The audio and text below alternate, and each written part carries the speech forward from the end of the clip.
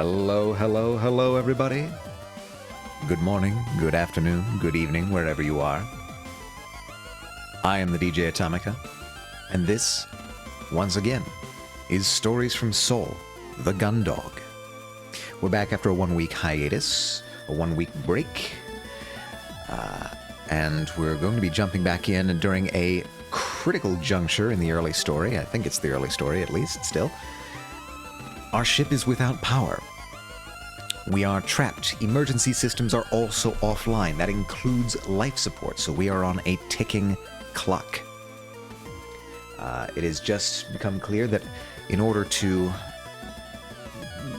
bring about a series of events that will get our emergency systems back online, our character, are going to have to do a spacewalk.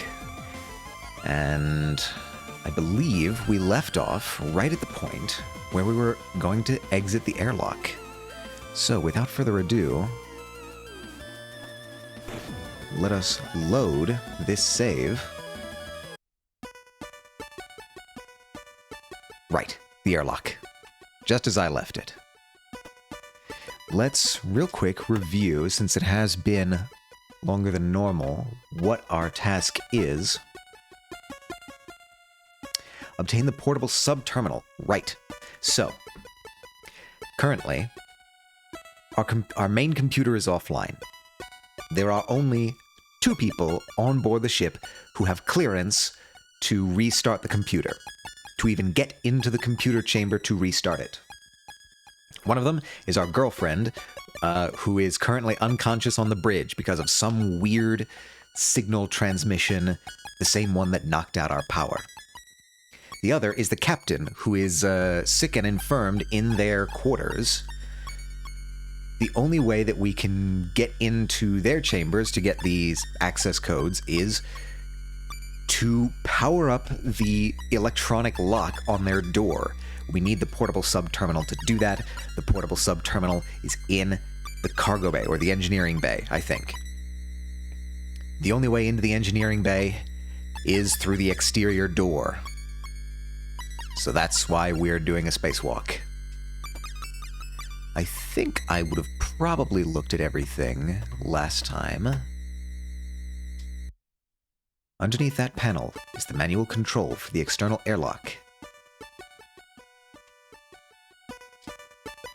Absolutely useless with the power out, not worth wasting time on. Okay, I think the game's trying to tell me something. This isn't going anywhere until I've got that access panel open.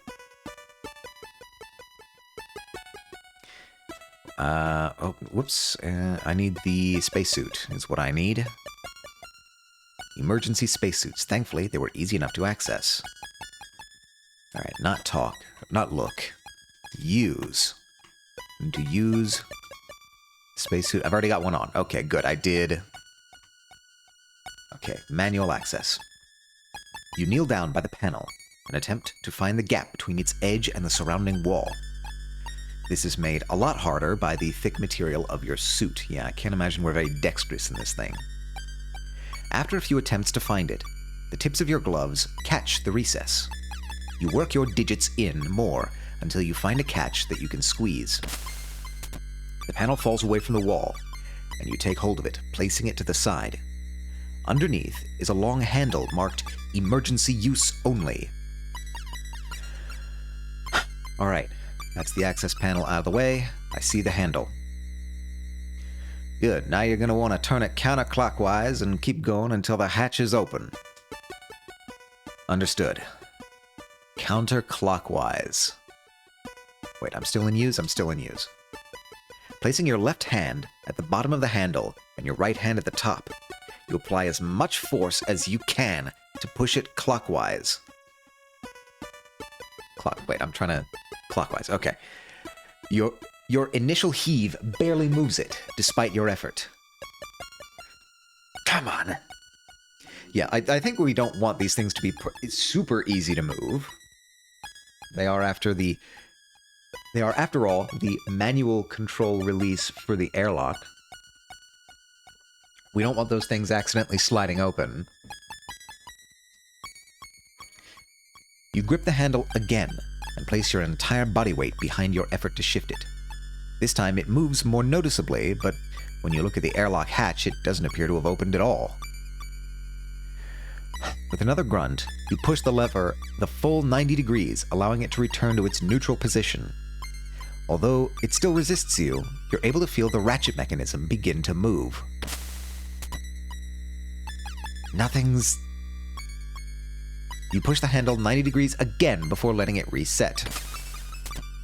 Ever. You adjust your grip and push the handle again. Easy. You complain through gritted teeth as you feel the mechanism slowly but surely moving a little bit each time. As you carry on this process of straining against the mechanism, you complete crank after crank. You can hear the mechanism of the airlock groan and strain with each turn. Eventually, something gives, and the mechanisms in the airlock uncouple, releasing their locks and the whole thing slides open. Whoa, there we go. Oh, that's the whole thing, the whole door. High risk zone, I'll say. You can feel the sweat on your brow, and curse that you'd put the suit on beforehand, preventing you from wiping it off. Okay, Chief. I'm heading into the airlock chamber. What's next?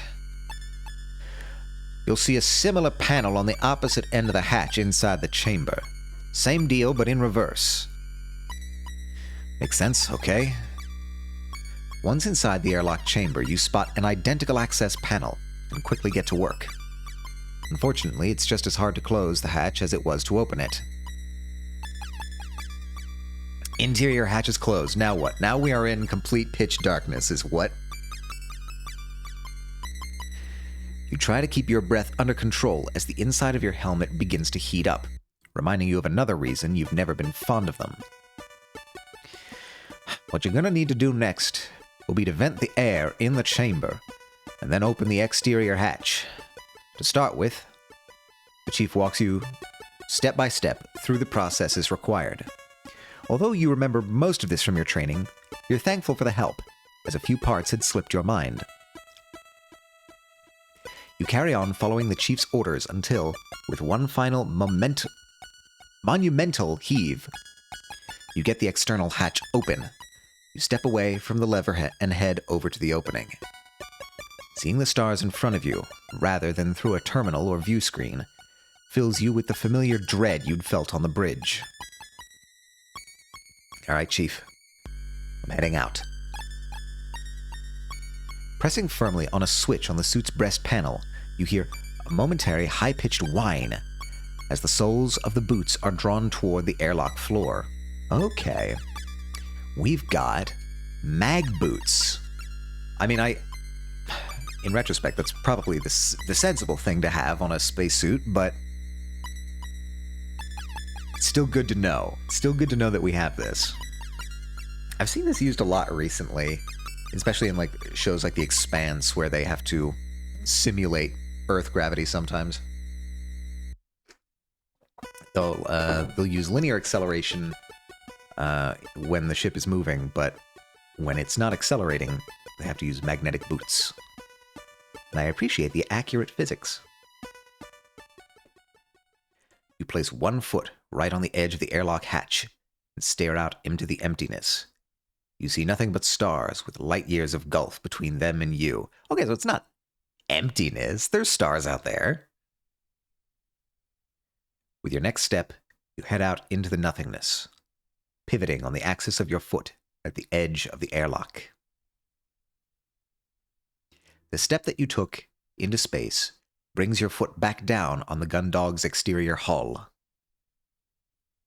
Even though the ship had fallen silent since its power had been knocked offline, that hadn't been true silence.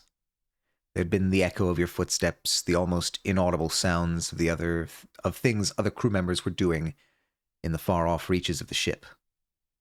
Out here, all you could hear was your own breathing and the whine of the magnets.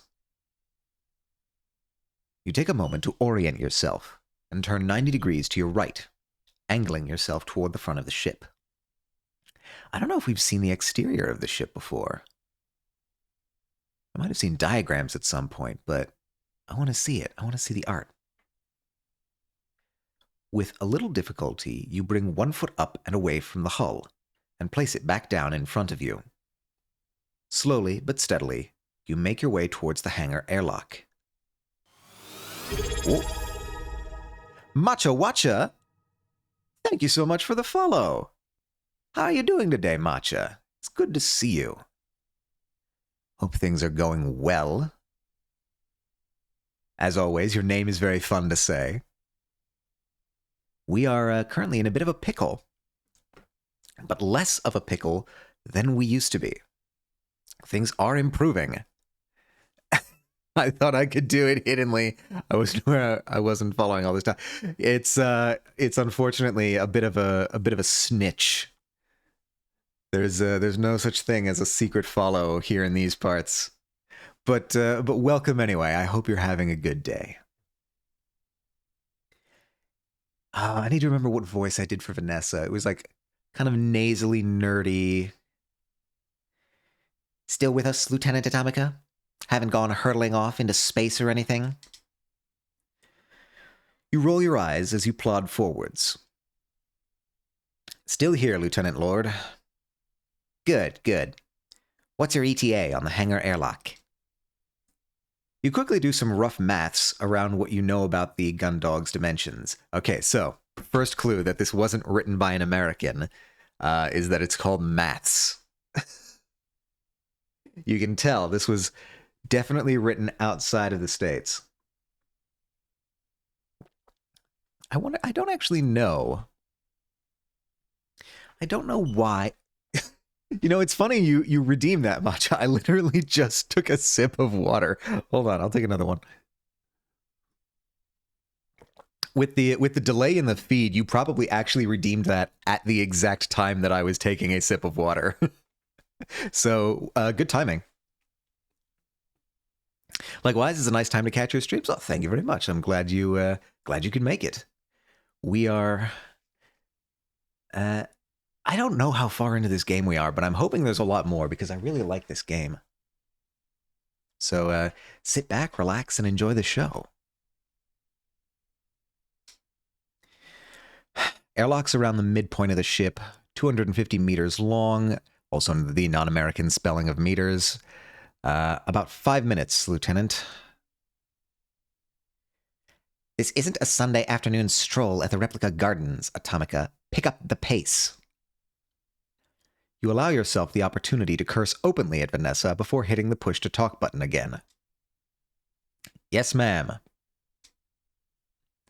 You carry on the laborious march to the hangar's crew airlock, slowly heaving 1 foot at a time away from the ship's hull before placing it back down in front of you. Yeah, I have to imagine this would sort of be like walking through, like, perpetual wet sand. Or like the stickiest snow you could possibly imagine. There are a few awkward areas where the ship's hull rises or falls, and you have to navigate your way across them.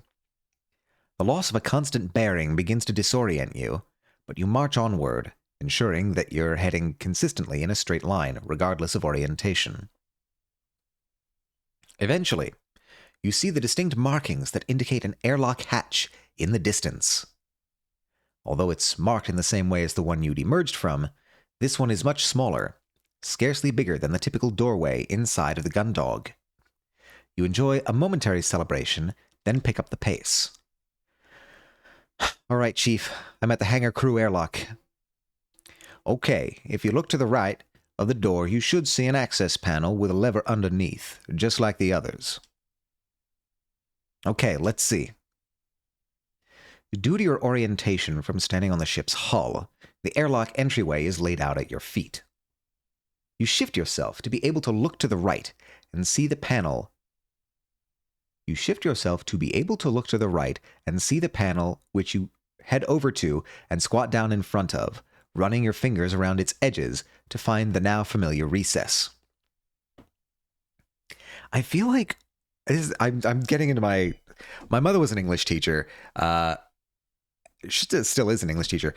And so I got raised on all the nitty-gritty details of English sentence construction. And I think they They're a little stingy with their commas in the sentences in this game. With a practiced movement, you undo the clip. Unlike the panels inside of the ship that freely come away, this one swings on a hinge, revealing the lever underneath. Oh my god. This is different. Hopefully this should be easier on a smaller hatch, you mutter to yourself, reaching for the lever. Chief? What is it? It's the lever. It's, You run your hand a few more times over the lever, which is visible, but inlaid into the hull, perfectly level with its surroundings. Whereas you'd been able to remove the panel cover by finding the recess, there was nothing like that here, making grasping the lever impossible. I can't get any purchase on it. It's completely flush with the hull. There's no way to grip it.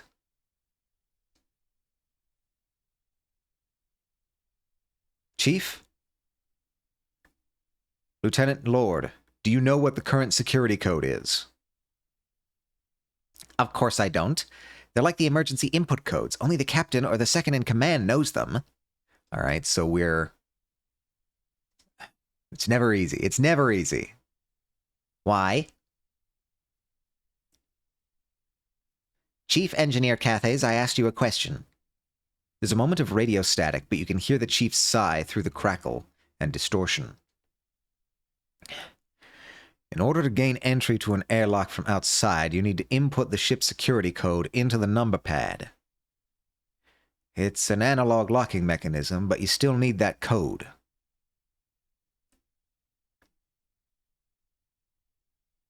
God damn it!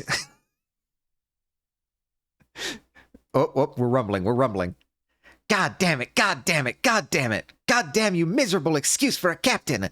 God damn you, Quinn, you absolute airheaded bit! Hey, you watch yourself, Lord. Oh, shut up, Atomica! Because of your stupid bimbo girlfriend deciding that now's a great time to take a nap, I'm stuck on a dead ship running out of air. Trying to herd you knuckleheads around on stupid, pointless errands. Stow it. I'm not a big fan of this either, but right now we're the best hope this ship's got. So if you could put a lid on the gigantic bitch act for 5 minutes and help us figure out how to solve this, we can... How dare you? I said stow it. 5 minutes. Lieutenant Lord, then once I'm on board, I can handle the rest of it myself.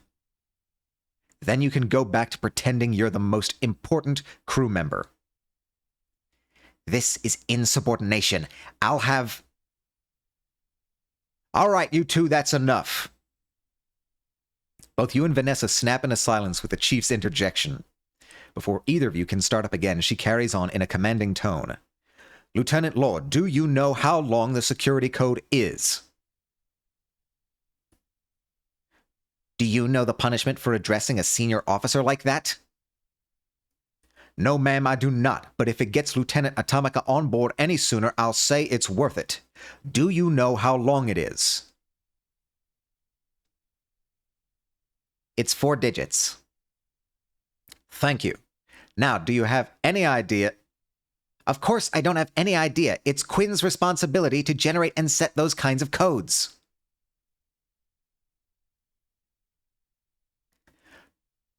Oh, by the way, if you ever want access to my quarters, the passcode for the locks is our anniversary. It's pretty much the same passcode I use for everything. Oh, thank God. I think I might know it. Chat, our girlfriend's poor cybersecurity habits may save us all. It may just save us all. What? I said I think I might know it. It's... You rack your brain trying to remember the date where you and Cassie first visited the Europa amusement park. It was... Oh, God. Oh, no. I'm supposed to remember? Uh-oh. Oh, no.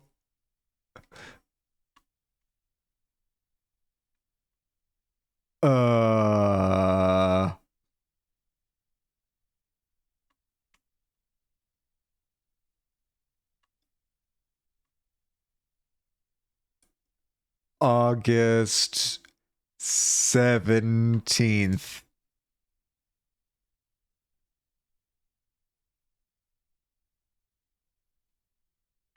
Wait. What happened? Why does that not?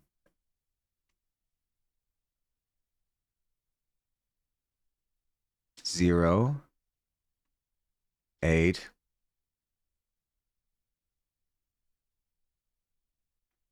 1, 7. Oh, I need to enter. You quickly punch in some digits, hit the enter key, and then look across to the handle, which remains set into the recess in the hull. That wasn't right. You return your attention to the number pad and prepare to try one more time. They're not even going to let me check my notes. Damn it. I didn't know that was supposed to be important. All right, let's try October 8th. With a bit more thought, you type in the 4 digits, hoping, but still unsure, that you've got the right date this time. You press the enter key with a sense of trepidation. You wait a few seconds, watching the lever for any sign of movement, but after it fails to budge, you groan in frustration. Oh, come on. Problem, Lieutenant? I thought I knew what this code would be, but I don't know whether I'm getting it wrong or whether it's something else. You pause briefly. Could it be that you're just being optimistic that the security code would be your anniversary with Cassie? Or are you getting the date wrong? I'm almost certainly getting the date wrong. And how would you know what it is, Lieutenant? These security codes are high-level sensitive information. You don't want to tell Vanessa the reason behind your hunch, so instead you scramble for a lie. I think it might be the passcode for Lieutenant Commander Quinn's quarters. As if, Lieutenant. There's no way that even Quinn here would be so unprofessional as to use her personal passcode as the security code for the ship. Get real. Well, it's the best guess I've got. Besides, I've heard you two coming and going at all hours. How could you possibly have forgotten the code if that's what it was?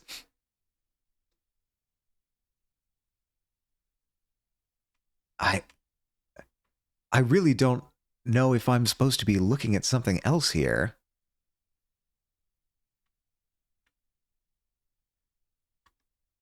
Oh, 7. See, I don't even know what date convention they're using here.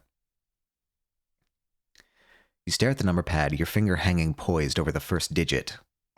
After a good minute of self-assurance, second-guessing, doubt, and resolution, you finally enter what you believe to be the correct code and turn to look at the lever. Nothing. Come on! With that exclamation, you slam your fist into the ship's hull, half in frustration and half in shame.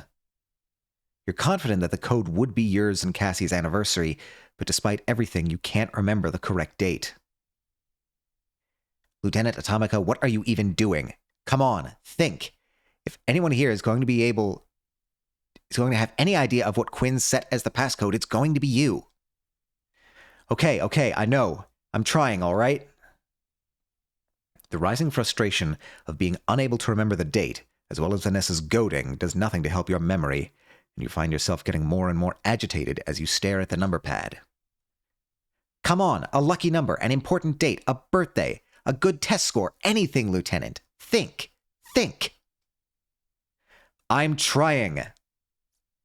Well, you're not trying hard enough. If you don't remember that passcode, then... For a moment, Vanessa's signal drops out, but moments later, her voice is replaced by another. Passcode 0...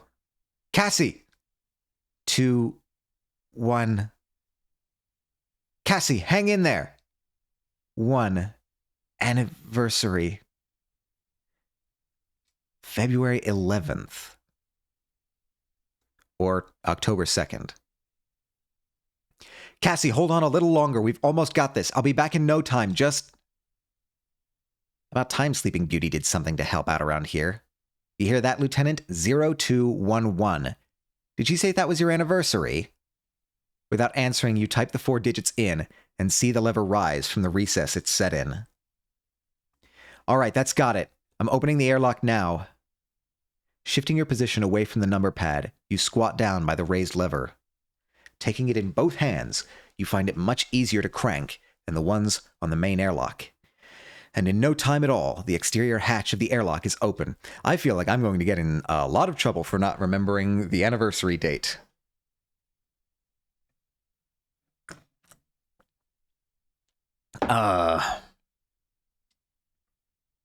As you step inside the ship, you find yourself in a chamber almost identical to the airlock you'd left earlier, with the exception that it was much smaller. Moving quickly now, you close the exterior hatch behind you and follow the inverse process you'd carried out to leave the ship, pressurizing the chamber with oxygen and opening the internal hatch. In a few short minutes, you're back inside the familiar space of the ship's hangar, and you remove your helmet, happy to be breathing something other than the suit's oxygen supply. You then disengage the electromagnets before removing the suit completely, making sure to take the radio with you. Now unencumbered by its bulk, and in the low gravity of the hangar, you gently drift towards the equipment storage, the uneasy silence surrounding you. Okay, we're back. I need to check to see if armored frames... Was this written down anywhere? The date of my anniversary? Probably not. This feels like all lore stuff. Pulse engines, console, solar war, terminal. Nah. No, okay. They didn't let me write that down anywhere. I would have had to do it myself. Is this the equipment? Tools, equipment, and supplies. The portable sub-terminal that the chief mentioned should be in there somewhere. I guess I should get looking. Right. Use the equipment. Let's see, if that PST is going to be anywhere, it's going to be in amongst all the stowed equipment and gear, so... In the darkness, the collection of stacked or suspended crates, containers, and various pieces of heavy machinery looms intimidatingly. Looking from container to container, you realize that none of them are marked in a way that makes any sense to the uninitiated. Shaking your head, you reach for the radio to ask the chief where you'd be able to find it. Before you can call her, you hear the rustle of a jumpsuit's fabric behind you moments before a wavering voice demands, "Stop right there, intruder. Identify yourself." You raise your hands slowly, being careful not to make any sudden movements. Dalton had done surprisingly well to get the drop on you, and if he was under the impression you were the enemy, he should be armed to confront you like this. "At ease, Cadet, it's me, Lieutenant Atomica." Oh, Lieutenant, I'm sorry, I thought that... Turning around slowly, hands still raised, you smile. "Don't worry about it. You did good to sneak up on me like that. If I was the enemy..." Pausing mid-sentence, you sigh as you realize that Dalton isn't actually holding a firearm. "Cadet, where's your weapon?" "Hello, Baw!" Hello, how are you doing today?" This art style, yes, it is beautiful, beautiful pixel art. Definitely also reminiscent of the 90s mecha sci-fi anime style. It's very cool. It's a vibe, dare I say. Yes, the entire vibe. Well done, we were thinking the same thing. So, to catch you up, Baw, what we've been doing so far is walking on the outside of the ship to try and get in the main engineering hangar so that we can get an important piece of equipment. Because the ship's power is offline, including all the life support, which is not good for the life on board. You gotta have support for the life. So, we've been walking on the outside. We just managed to get in the exterior door. We almost failed to get in because it required a combination that wound up being the anniversary of our and our girlfriend's first date, which we could not remember. I have to imagine that we're going to get some flack for that later on. But the point is we're in, and we can probably save the ship. Cadet, where's your weapon? Sir? If I had been the enemy, what were you planning on making me do without a weapon for encouragement? Dalton pauses briefly, and you see realization flash in his eyes. Sorry. I didn't think that... Well, I thought that witches... Ease up, Dalton. When this is all sorted out, we'll go over anti-boarding procedures, okay? Yes. Thank you, sir. Although, what exactly is going on, Lieutenant? I was just finishing up something when all the power went out. I haven't been able to get in touch with anyone. It takes you a few minutes, but you quickly fill Dalton in on the events taking place on board the ship, including your current objective of obtaining the portable sub-terminal. The emergency suit radios. Why didn't I think of that? The chief's gonna be so mad. She was teaching me suit maintenance just last week. Hey, take it easy, Cadet. No one else on the ship figured it out on their own either, so don't beat yourself up over it. I guess. So don't worry about that. What we need to do now is find the PST. Do you know where it's kept? I think so. Let me look. With a kick against the container next to him, Dalton propels himself toward a set of smaller crates. Once he arrives, you watch as he opens one, rummages through various bits of electronic adjacent-looking hardware, which he fastidiously replaces before closing the lid and moving on to the one next to it. It takes the cadet checking a few different storage crates before eventually he withdraws a device the size of a briefcase. With it firmly in hand, he slowly drifts back towards you, presenting it once back. Here we go, Lieutenant. This is what you're after. You got a portable sub-terminal. So this is the portable sub-terminal, huh? You take the hefty device from Dalton and turn it over a few times to investigate it from different angles. The exterior is largely one off-white plastic shell with a handle attached, allowing you to carry it like a briefcase. The one visible seam that runs around the entire casing has two conspicuous clasps that you release, causing part of the device to fold out, revealing a keyboard alongside various screens, buttons, disk drives, and withdrawable cables. Alright, Cadet, can you give me the quick rundown of how to use this? Yes, sir. I guess the entry to the thoroughfare would be a good place to try it out. Sounds better than going for another walk outside the ship. Let's go. The two of you make your way through the hangar and up the flights of stairs that lead to the foreside thoroughfare. Once at the top, you're faced with the unyielding set of double doors. Okay, sir. First, you need to take the cable from the PST and connect it to the underside of the terminal next to whatever door you want to open. After that, you can turn the device on. If you do that now, I'll show you the rest once it's active. Alright. The portable sub-terminal. Accessing now. It's time to hack. Following Dalton's instructions, you kneel by the terminal and withdraw the cable from the device. It's awkward in the darkness, but you eventually connect the cable to a port on the bottom of the terminal.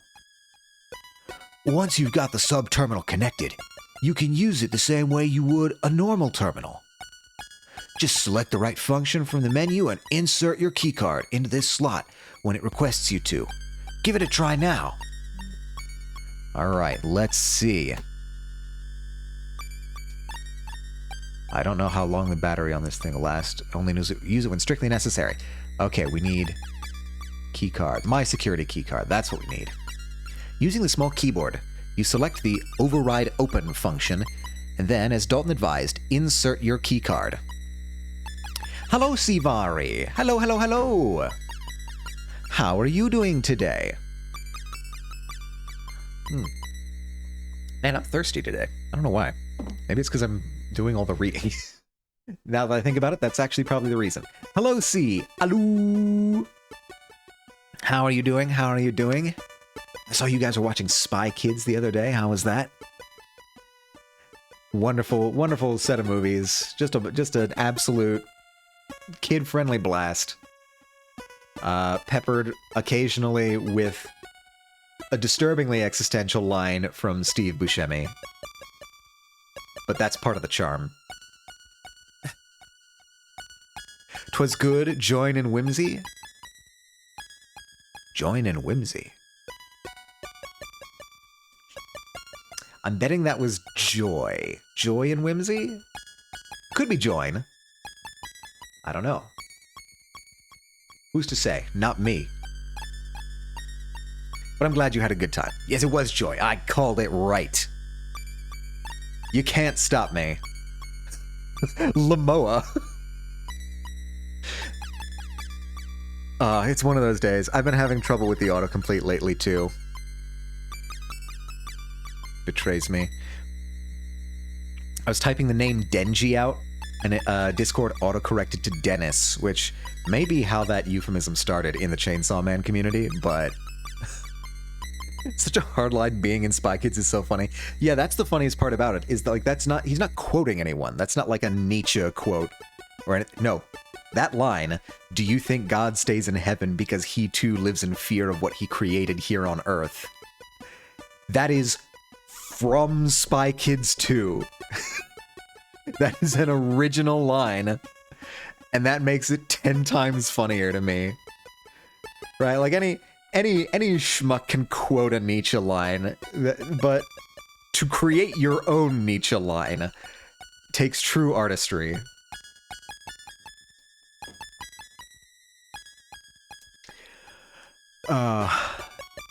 My favorite Chainsaw Man character, Dennis. Well, this... The funny thing is that, like, the community calls him Dennis jokingly sometimes. Originally, I thought it was because it was sort of like a play on how 4Kids dubs used to change Japanese names to make them sound more anglicized or American. But now I'm wondering if it's just the Discord autocomplete. Because it happened to me. So I don't know which came first. I don't know if it was like a chicken or egg thing. I don't know if Discord autocomplete got trained on people calling him Dennis, or if it always changed that name to Dennis, and that's where the meme came from. I don't know. And now I'm curious. I should look it up. Anyway, we are playing a beautiful pixel art RPG, and we forgot our girlfriend's anniversary with us, which was actually a bigger mistake than it normally is, because it turns out that date was the passcode combination we needed to get inside the ship and save everyone's life. So I'm anticipating an angry conversation at some point in the future with our girlfriend. As Dalton advised, insert your keycard. As expected, although slightly slower than you'd like, the door opens, allowing access to the four-side thoroughfare. Great work, Cadet. All I need to do now is get this to the captain's quarters, then to engineering, and we'll have the gun dog back up and running in no time. You okay there, Cadet? Yeah, I forgot that you had to go get the codes from the captain's quarters. Isn't that against the rules, or insubordination or something? I thought that it was forbidden to go into the captain's quarters unless explicitly instructed for duty. You sigh as Dalton shakily removes the cable from the terminal underside and closes the lid on the PST. Technically, yes. But right now the choice is insubordination or we all suffocate in the vacuum of space. But don't worry about it. I'm sure the captain will understand why I had to do it. Besides, I've always wanted to see what their quarters look like, so I'll say it's worth it, right? Yes. You place a hand on Dalton's shoulder and take the terminal from him. Anyway, you take it easy here. Try to raise the chief on the radio. See if she's got anything for you to do. I've got to get moving. Yes, sir. With that, you give Dalton a casual salute, and in return he throws a rigid, formal salute back at you. Smiling to yourself, you head through the now open double doors and into the thoroughfare. All right, we can move again. Inside the ship. I think Corridor 1 is where it will be. There'll be plenty of time to go there once everything's up and running. No, it's Corridor 2. I was wrong.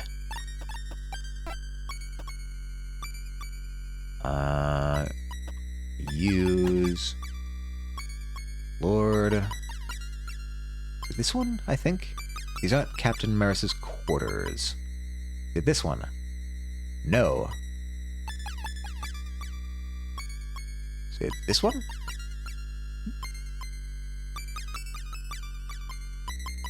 Oh, I think I still need to move. Captain's quarters. Yeah. Okay. Standing outside the captain's quarters, you look at the heavy device in your hand. It's taken longer than you'd like to get here, but at least now you can get those codes from the captain.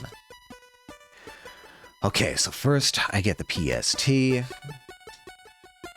You kneel down by the terminal to the side of the door, laying the PST on the ground and unclipping the catches that hold the front of the unit closed. After it starts up, you swiftly draw out the cable and connect it to the terminal's underside. Squinting at the screen's phosphorescent glow in the low light, you scroll your way through a series of menus to select the unlock function.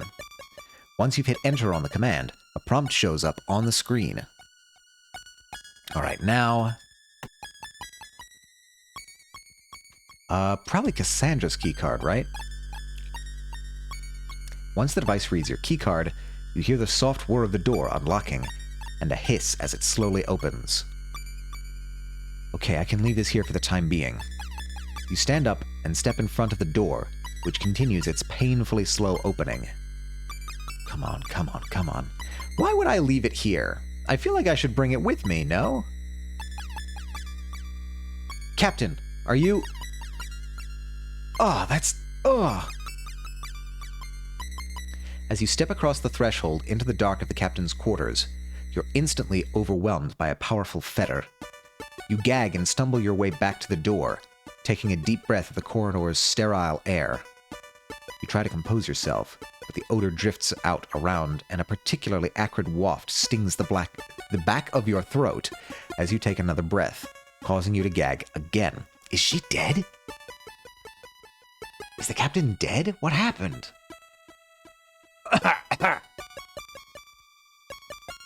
The atmosphere on the ship, and even the colonies, are carefully regulated and the air supply constantly scrubbed and recycled. Because of this, strong smells are something that are almost never encountered and quickly resolved. You realize that with the ship's life support out of action, this hasn't been happening, and whatever is causing the stench in the captain's quarters has been left to putrefy the air into this awful miasma. After a few more retches, you steel yourself to re-enter the room. Before heading in, you bring your arm up in front of your mouth and nose to do your best to bear the stink. Although you're doing your best to breathe as lightly as possible, the odor still assaults you, almost too much to bear. Captain, are you... Are you in here, Captain? With no answer, you carry on deeper into the quarters. As you grow accustomed to the smell, you begin to pick up the unique odors that it's comprised of. The first scent that you identify brings back memories of your early flight training, the acidic tang of vomit.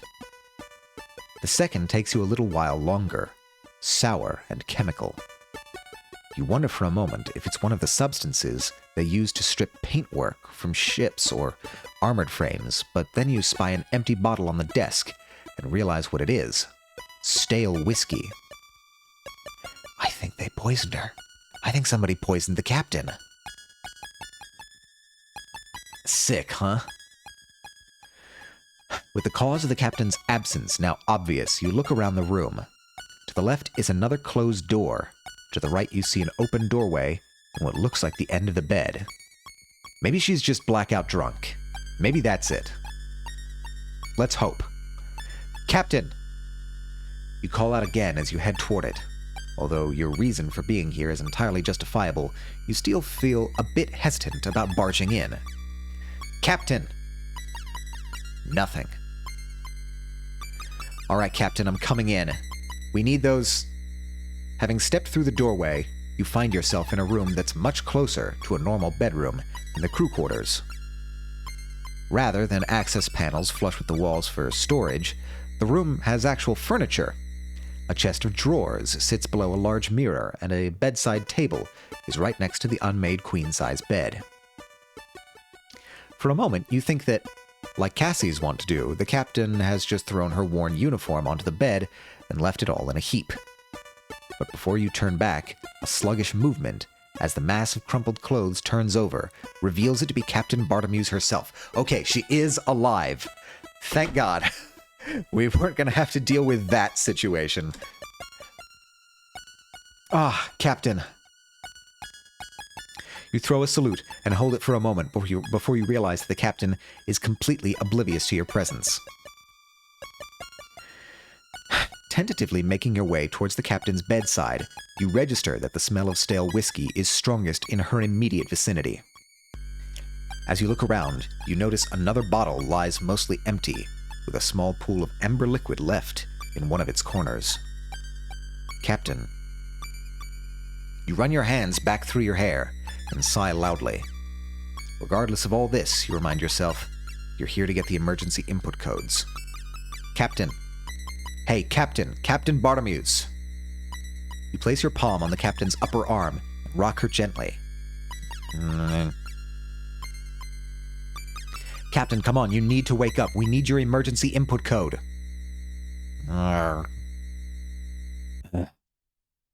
Captain, wake up. Captain. Captain. You step back and pinch the bridge of your nose with your thumb and forefinger. Despite everything, it doesn't seem the captain will be waking up from this stupor anytime soon. Come on. After everything... If I can't get the codes from the captain directly, maybe she keeps a copy of them around here or something. Worth a shot. Alright. Detective mode. Time for investigation. If the captain's got an actual bedroom, I wonder if this is an... Ack! It's an actual bathroom, all right, but now I know where the smell of vomit is coming from. What was I expecting to find in there anyway? Okay, so not there. Got artwork. A painting of the first colony fleet to enter Jupiter's orbit. Oh, it's I think those are O'Neill cylinders, actually. That's cool. That's a cool design reference. If I remember my civics lesson, they were funded by a wealthy Terran industrialist who had them built to serve as habitats for a workforce that would harvest resources from Jupiter and her moons for his company's sake. After a few decades, the population had enough of existing with no autonomy and living on company scrip, so they took control of the fleet and petitioned to join the Solar Federation. We all know how that ended. That's just the bedroom. It's actually pretty nice. This is the first time I've seen a captain's quarters, so I didn't know they were this different. Privilege of rank, I guess. The whiskey. An empty bottle of whiskey, aside from a few leftover drops. Europa Colony Special Blend.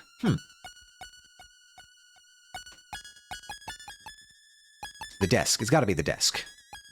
A pretty nice desk. It must be where the captain does all of her work when she's not on the bridge. If that's the case, then, as I thought, it's got a few drawers in the back next to where she'd sit. If the codes are anywhere, they'd be in there.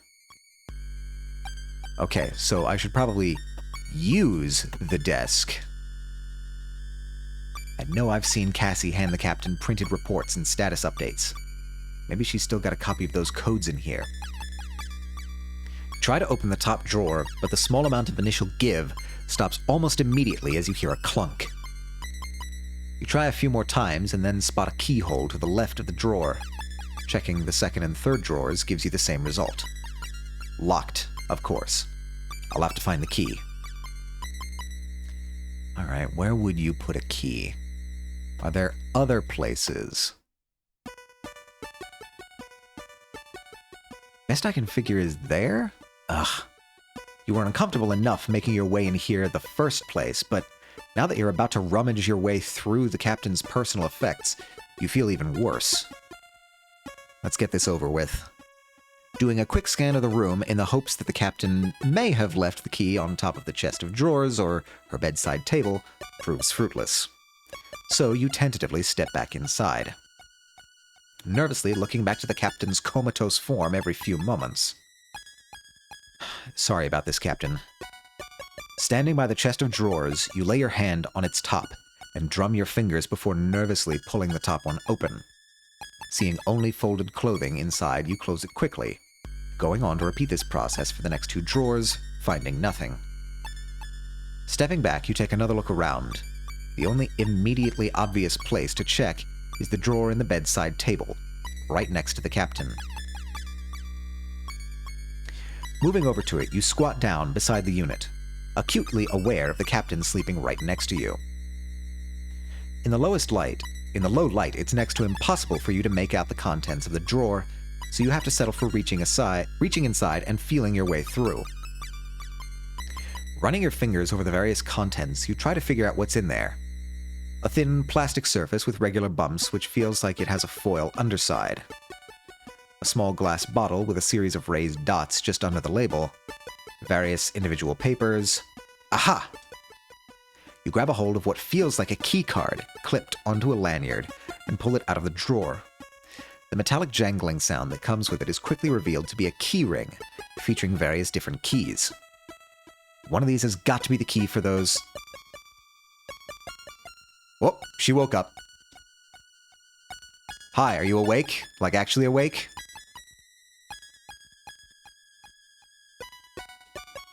Who talks first? You talk first? Lieutenant. You freeze in place with your hand half out of the drawer, holding on to the captain's identity card and keys. You hadn't seen her stir, but in the blink of an eye, Captain Bartomuse had managed to reach out and grab a hold of your wrist.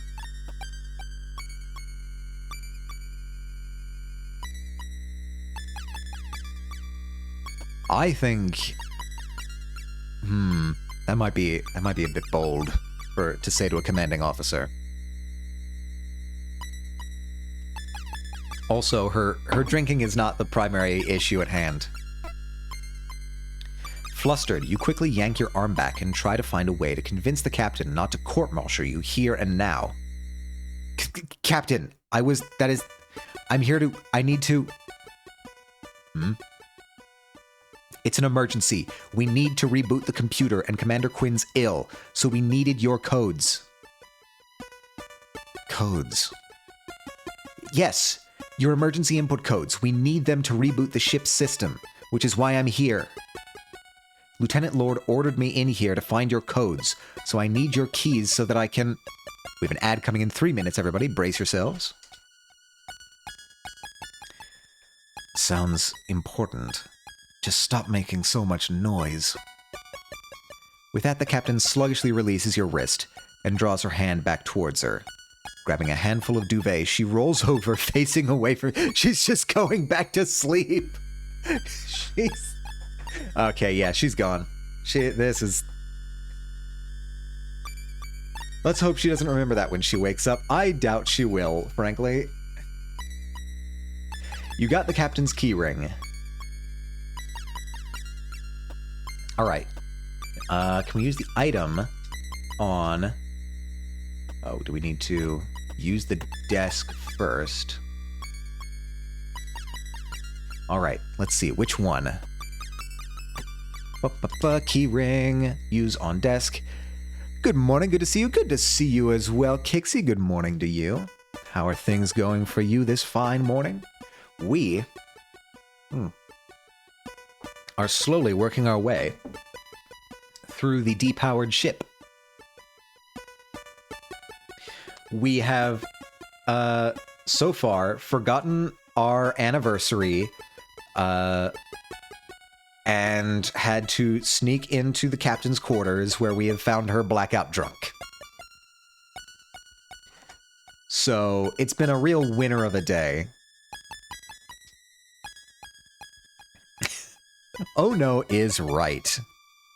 I am anticipating an angry conversation with our girlfriend because not only did we forget our anniversary, we realized we forgot our anniversary because the combination for the exterior door was our anniversary, and we forgot it, potentially dooming everyone on the ship almost. You're able to discount a few based on their unusual shapes, but finding the right one is still a tricky task in the gloom. Eventually, you find one that slides easily into the lock and turns the mechanism, which lets out a surprisingly hefty clunk. You immediately open the top drawer and start rifling your way through the papers it contains. Oh no, yes, that is all caps oh no now. So, I'm assuming our girlfriend will remember that Telltale style. The messed up part is that I can tell that the game wanted this to happen because she told us our anniversary date at an earlier point in the game, and I thought that that would just be either extraneous information or something that the game would log, but no, they gave us a pop quiz on our character's anniversary date at a critical juncture in the story. So, yeah, the game might have fucked us a little bit. But anyways, how is the morning going for you? Hopefully you're having a better morning than our character is. Come on, come on. Working your way through the mass of papers, folders, and documents that are stuffed into the drawer, you squint at each one, in turn trying to quickly identify important details. Eventually, you scan the last document left in the drawer before placing it on the desk, moving on to the second drawer down. Crew manifest, security updates. Aha! You see the Telltale tractor feed edges of the printer paper that you've seen Cassie produce updates and reports for the captain on, sticking out from underneath a manila folder. See, this is what I mean about... Oh, there's an ad. This is what I mean about... They don't like to use commas. There's an unusually high prevalence of run-on sentences in this game.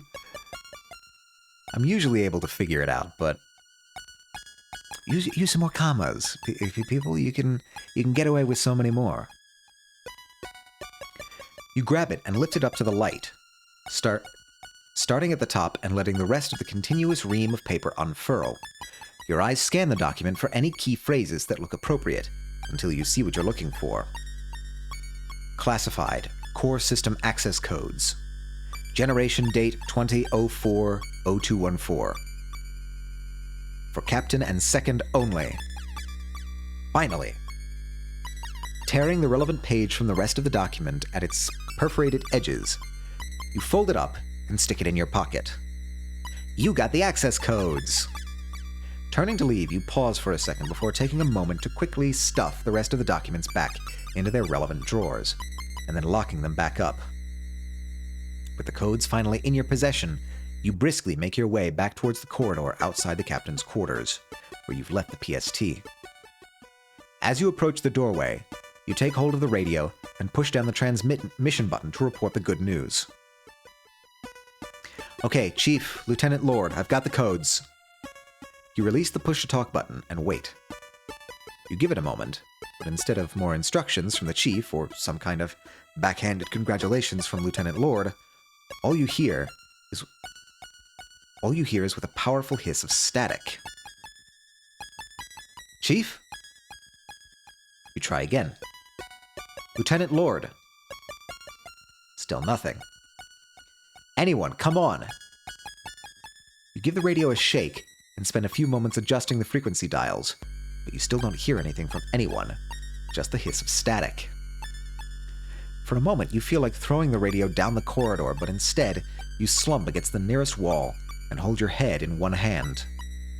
Slouching against the wall in the low light for a moment longer, you sigh loudly before turning and kneeling down by the PST, which you begin to pack back up.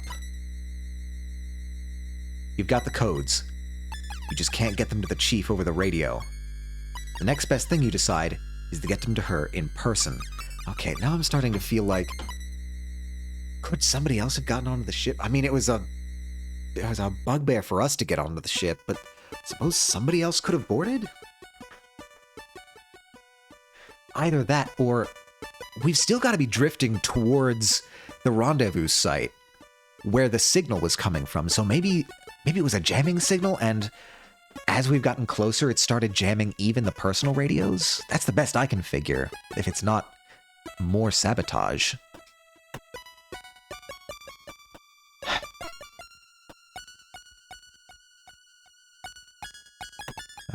Let's go to engineering. No, we've got to go to Central Hub.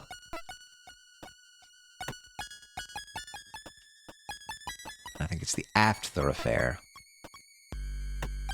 Engineering, that's what we need.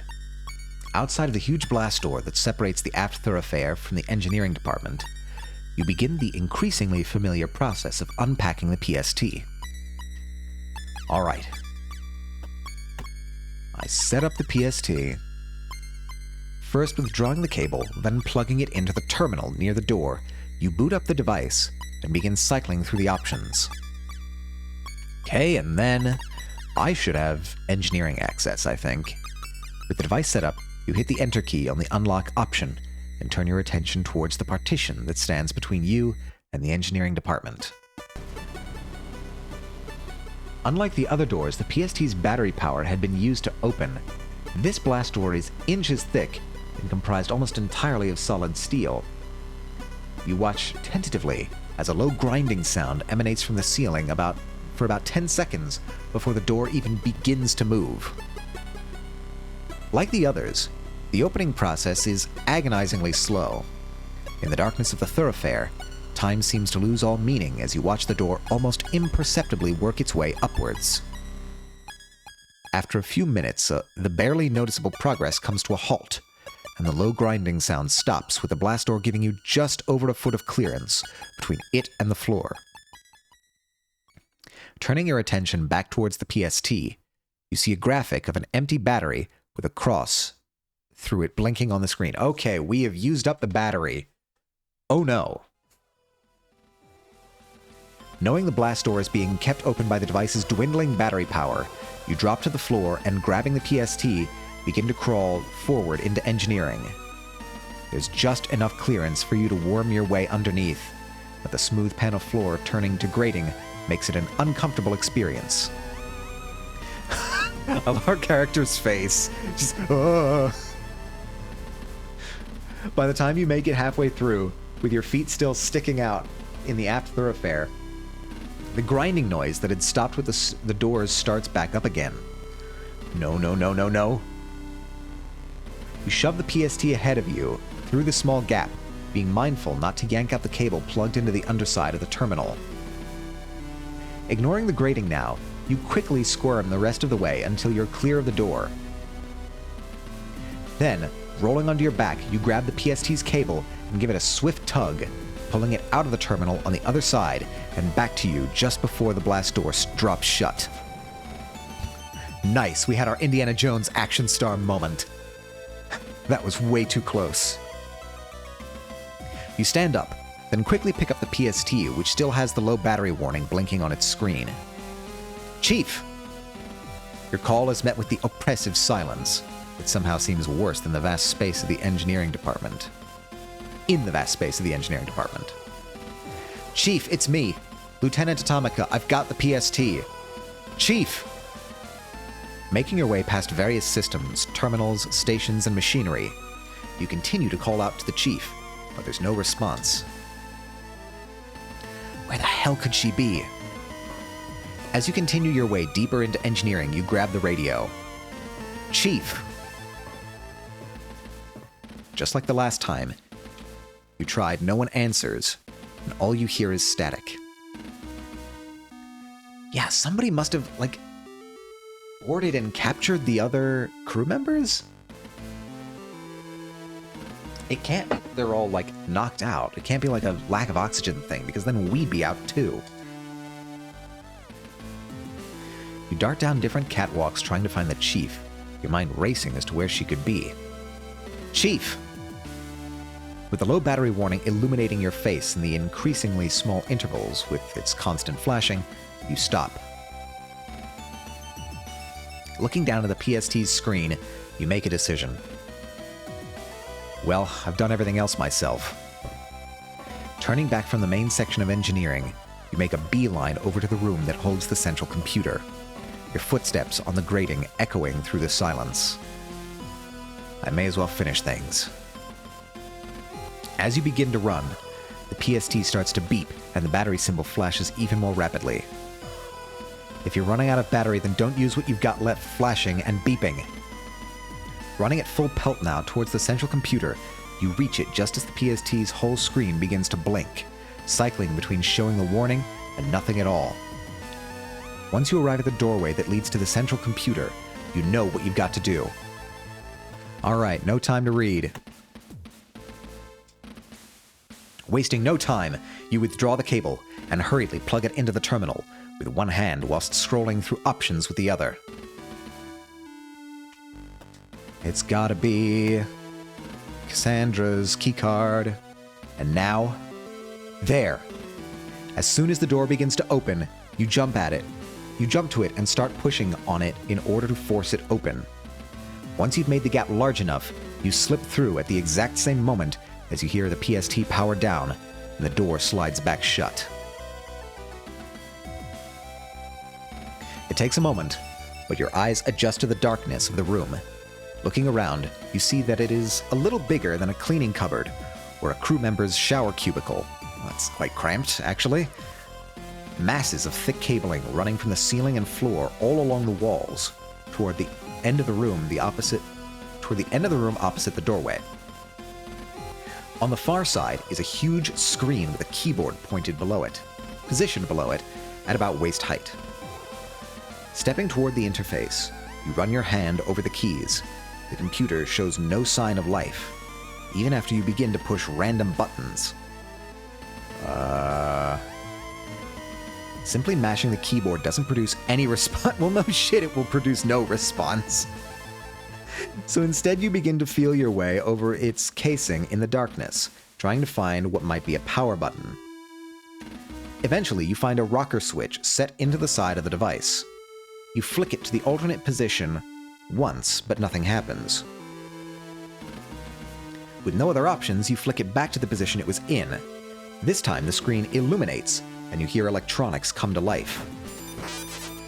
Hey, something has power. Alright. Gen P, General Electric Network Platform. Chat, it's all come down to this. We've got the codes, we've got an active computer. I think we can do this. This is probably the easy part, he said, dooming himself. As a hard drive somewhere beyond the screen begins to whir loudly, the screen transitions from its boot screen to a password input screen. After everything you've been through, you're now one input away from getting the ship back online. Finally, all right. Use the access codes. And enter. With a final flourish, you strike the return key. Oh, lights on! We restored power to the JFS Gundog. That's an achievement. An immense feeling of satisfaction fills you as you watch the computer work its way through the startup process. Names of systems show up and are followed by their status changing from offline to active. A faint draft runs down your neck, which you take to mean life support and ventilation is back online. Alright, hold on, Cassie, What? Wait, what? No, come on! You're hit with a gut punch of panic as the visuals on the screen begin to warp. Fragments of text scatter and lines of code split and distort, whilst a strange noise squeals from the machinery. Don't do this! Unsure of what's going on, but beginning to think it's your fault. You look over the keyboard again, repeatedly striking any key that seems like it may stop the process. End. Escape. Pause, pause, pause. Come on. What? Dossiers? What's going on? As suddenly as it started, the computer's erratic activity ceases, with the only document left on screen, Cassie's personnel file. Cassie's file? Wait, why? You pause, unsure whether you should do anything or leave it as it is. You can tell from the ambient noise that has returned that the ship is back online, but why would the computer freak out like this? Why would it pull up Cassie's file? Okay, I think we might have a network breach or something. There might actually be a hacker trying to get access to our database. The fact that it's Cassie as well.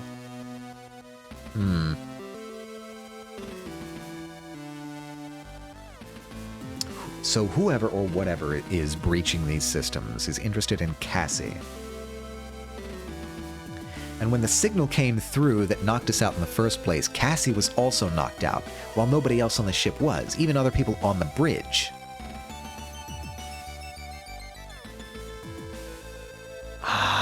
There's a connection here. It's related, but I can't quite piece it together. No. Huh?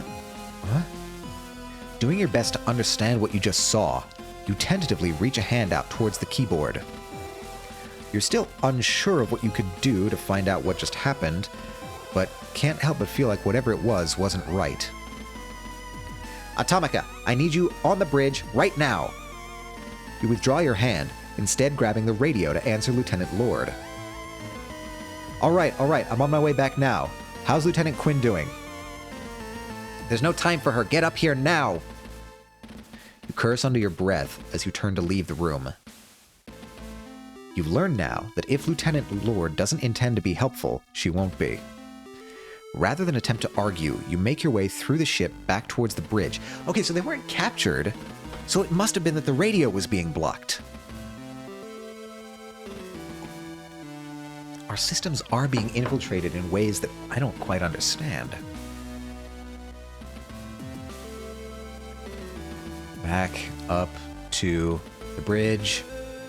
Alright, well everything's on. That's good.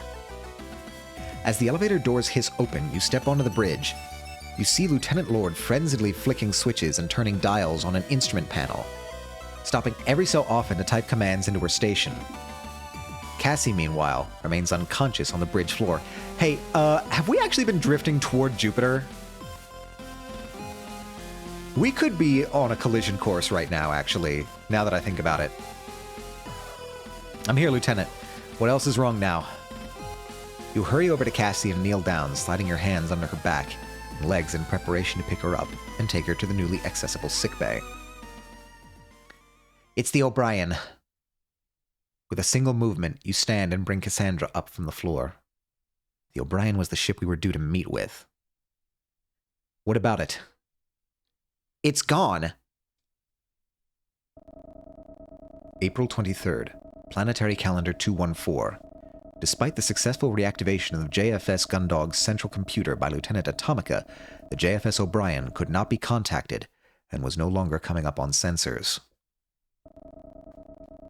After taking Lieutenant Commander Quinn to the sickbay, Lieutenant Atomica, alongside Cadet Grange, are tasked with sweeping the ship for faults or damage, whilst Lieutenant Lord and Chief Cathy sets Chief Cathy's to work helping to locate the other ship. The JFS O'Brien is eventually located, just as Captain Bartomuse calls an emergency meeting. Outer Jovian space. The bridge of the Jovian patrol ship, JFS Gundog.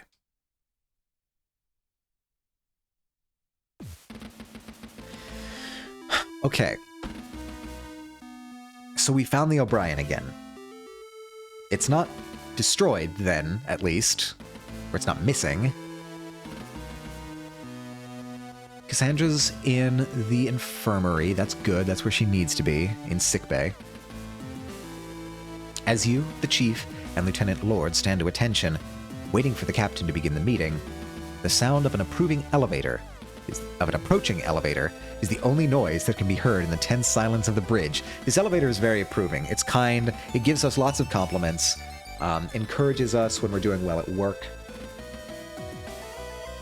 Honestly, it was the best thing the Jovian fleet ever installed on their ships, the approving elevators.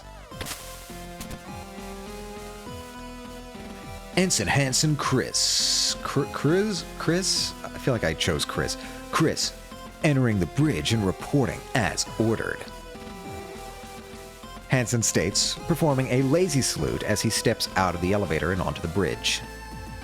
You shift slightly as you watch him enter. You knew you were waiting for someone, but why Hansen? He pauses for a moment, and you see him take stock of everyone present. Your shoulders tense up, and you inadvertently clench your jaw as he heads straight towards you. At the last moment, he steps to your side and takes a place in the lineup next to you without so much as a sideways glance. You remain on edge, but your attention is quickly taken by the captain as she finishes reviewing the readouts from her control panel on her chair and stands up. At ease. The four of you relax slightly, although, with the exception of Hansen, you all maintain a formal stance. Now that we're all assembled, we can begin. First of all, well done to all of your actions whilst I was indisposed. For a brief moment, the captain's eyes meet yours, and you do your best not to react. Aside from the doctor, you were confident that you were the only person on board who knew the nature of the captain's indisposition. You hadn't mentioned it to anyone else and didn't intend to, but you did find yourself wondering if she was currently in a fit state to be organizing a mission. Your cooperation, ingenuity, and composure under pressure have been noted, and I will be recommending formal awards to be applied to your records. Out of the corner of your eye, you notice Vanessa nod in agreement, but the rest of you remain still. Now on to the matter at hand. As of 11:47 Jovian Standard Time, a signal of unknown origin was received which shut down not just the Gundog's central computer, but also all of its emergency backup systems as well. With Commander Quinn unexpectedly taken ill, Lieutenant Lord took command, and Lieutenant Atomica was able to carry out her plan to access the hangar via the external airlock. You'd been too busy carrying out an assessment of the ship's systems alongside Dalton to submit an incident report, and you knew that the chief had been tasked by Vanessa with locating the unresponsive O'Brien. You bite your tongue and glance back to Vanessa, who nods again, the corners of her mouth curling upwards. The captain was clearly working from a biased interpretation of events. From there, Lieutenant Atomica was able to obtain a portable sub-terminal and the codes for the reactivation of the central computer, a process he carried out successfully at 1327. Although the Gundog is now operational, we have not been able to make contact with the O'Brien. Lieutenant Atomica, it's me! Hi, Rennie! Hello, how are you doing today? It's good to see you. Hope your Saturday morning has been a pleasant one. I'm good. I'm glad to hear it. We are playing a really fantastic pixel art RPG called Stories from Seoul, the Gundog. We just saved the ship from a power outage. I had a yard sale and made money? That's hard to do at a yard sale. Well done. Congratulations. That is indeed a successful Saturday morning. This looks like a fun game. This lady is hot. Both are true. This lady is probably also an alcoholic. I don't know how much that influences your opinion, but she is now organizing a mission to save another ship. So what's happened is, we're on this ship because our girlfriend fudged the records and put us both on the same ship because we had previously been stationed on two different ships. We were going on our first mission and encountered a strange signal from space that knocked out all of our power, all of our emergency power, all of our computer systems, and our girlfriend somehow. Don't know how that happened. She's currently in sickbay. We, along with the other remaining members of the ship, went through a gauntlet of Martian-esque solutions to try and get power back online, and eventually it was. We've located the other ship, and the captain, who we found blackout drunk in her quarters during the emergency, is now organizing a new mission. Okay, I think you're caught up. Went from a 10 to a 9.5. That's acceptable. I'm so thirsty today. Although the gun dog, that's our ship, is now operational, we have not been able to make contact with the O'Brien. We can only assume that whatever interfered with the gun dog systems had the same impact on the O'Brien. Unfortunately, it would appear the crew have not been able to reactivate its systems, as we have received no communications from them whatsoever. Chief Cathays, do we have an update on the O'Brien? Yeah, I think all of the pixel art is beautiful in this game. It's very much evocative of the 90s sci-fi anime style. Also hot. Everyone is hot in this game. It just sort of depends on your taste. So this is the chief engineer. The group turns to look at the chief. Love that. Gotta love it. It's step one of making a good RPG. Make everyone hot. Right there, you've got an audience. The group turns to look at the chief as she steps forward, and you realize that this is the first time you've seen her outside of engineering or the hangar. Although she stands as tall as ever, there's something about her presence that feels diminished. Yes, ma'am. We've not had any response from the O'Brien's transponder, and the normal sensors haven't been able to pick up any of the usual activity from a ship. However, You hear Vanessa tut, and the chief pauses briefly before continuing. That is, Lieutenant Lord and I realized that by using the infrared targeting sensors in fire control, we could pick up the O'Brien itself as if it were debris.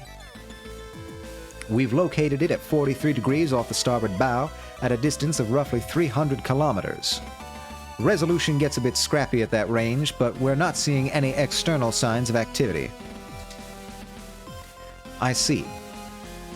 Lieutenant Lord, how long until we can dock with them to provide assistance? I think the chief is best equipped to handle that question, ma'am. The chief pauses for a moment. You know the answer to this question, but so should the chief, and Vanessa. As the silence drags on, you begin to wonder why neither of them are forthcoming. Chief Cathays? The pause only becomes more loaded as the seconds pass. Whilst you have no idea what's happening here, you can feel the tension between the chief and Vanessa build.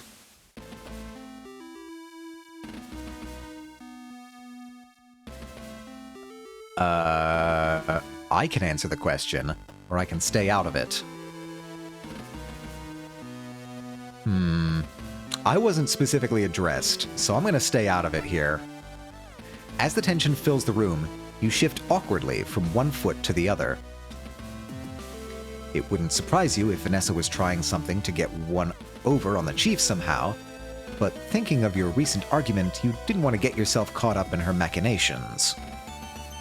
Yeah, we've got a bridge officer who's very much a ladder climber. She is always trying to appear positively to the higher-ups, if you catch my meaning. You decide to remain silent, doing your best not to attract any further ire from Vanessa. And of course her name is Vanessa. Vanessa. Chief Cathays, I asked how long until we can dock with them to provide assistance. The chief grits her teeth, then answers hesitantly. We won't be able to, Captain. The engines are still offline. The force shutdown engaged the safety mechanism, which ended the reaction. Because I've been helping... She also, every time Vanessa's on screen, she does the, like, anime glasses push-up thing. And it started to become a lot less intimidating. Vanessa's sharp tut cuts off the chief, who falls silent for a second before carrying on. I haven't had the opportunity to restart them yet. It's a 6-hour process. The captain lets out an exasperated sigh as she hears this information, making no effort to conceal her frustration. You'd always thought of her as a distant or disinterested person, but considering her current state, you had to wonder how much of that was her simply working her way through a hangover. I see. The captain stands silent for a moment, keeping her eyes closed and pinching the bridge of her nose with her thumb and forefinger. Suddenly her eyes open, and she stands completely upright, assuming a posture you're surprised to see from her that manages to communicate an air of not just authority, but capability. We'll be carrying out a mission as follows. The 4 of you snap back to attention. Even Hansen seems to take this announcement seriously. As we're not able to reach the O'Brien with the gun dog to provide support, we'll be doing the next best thing. Ensign Cruz and Lieutenant Atomica will head over in an armored frame to provide assistance. You clench your teeth and your body goes rigid. Not only would this be your second trip into space in the span of a few hours, but you'd be doing it with Hansen for company. Hansen's the worst. Hansen bullies us, despite us being a superior officer. Your eyes dart across to see Hansen, whose attention remains on the captain. You can't be sure, but you swear you see a flicker of a smile on his face. We'll be working on the assumption that the same issues affecting the gun dog are affecting the O'Brien, so...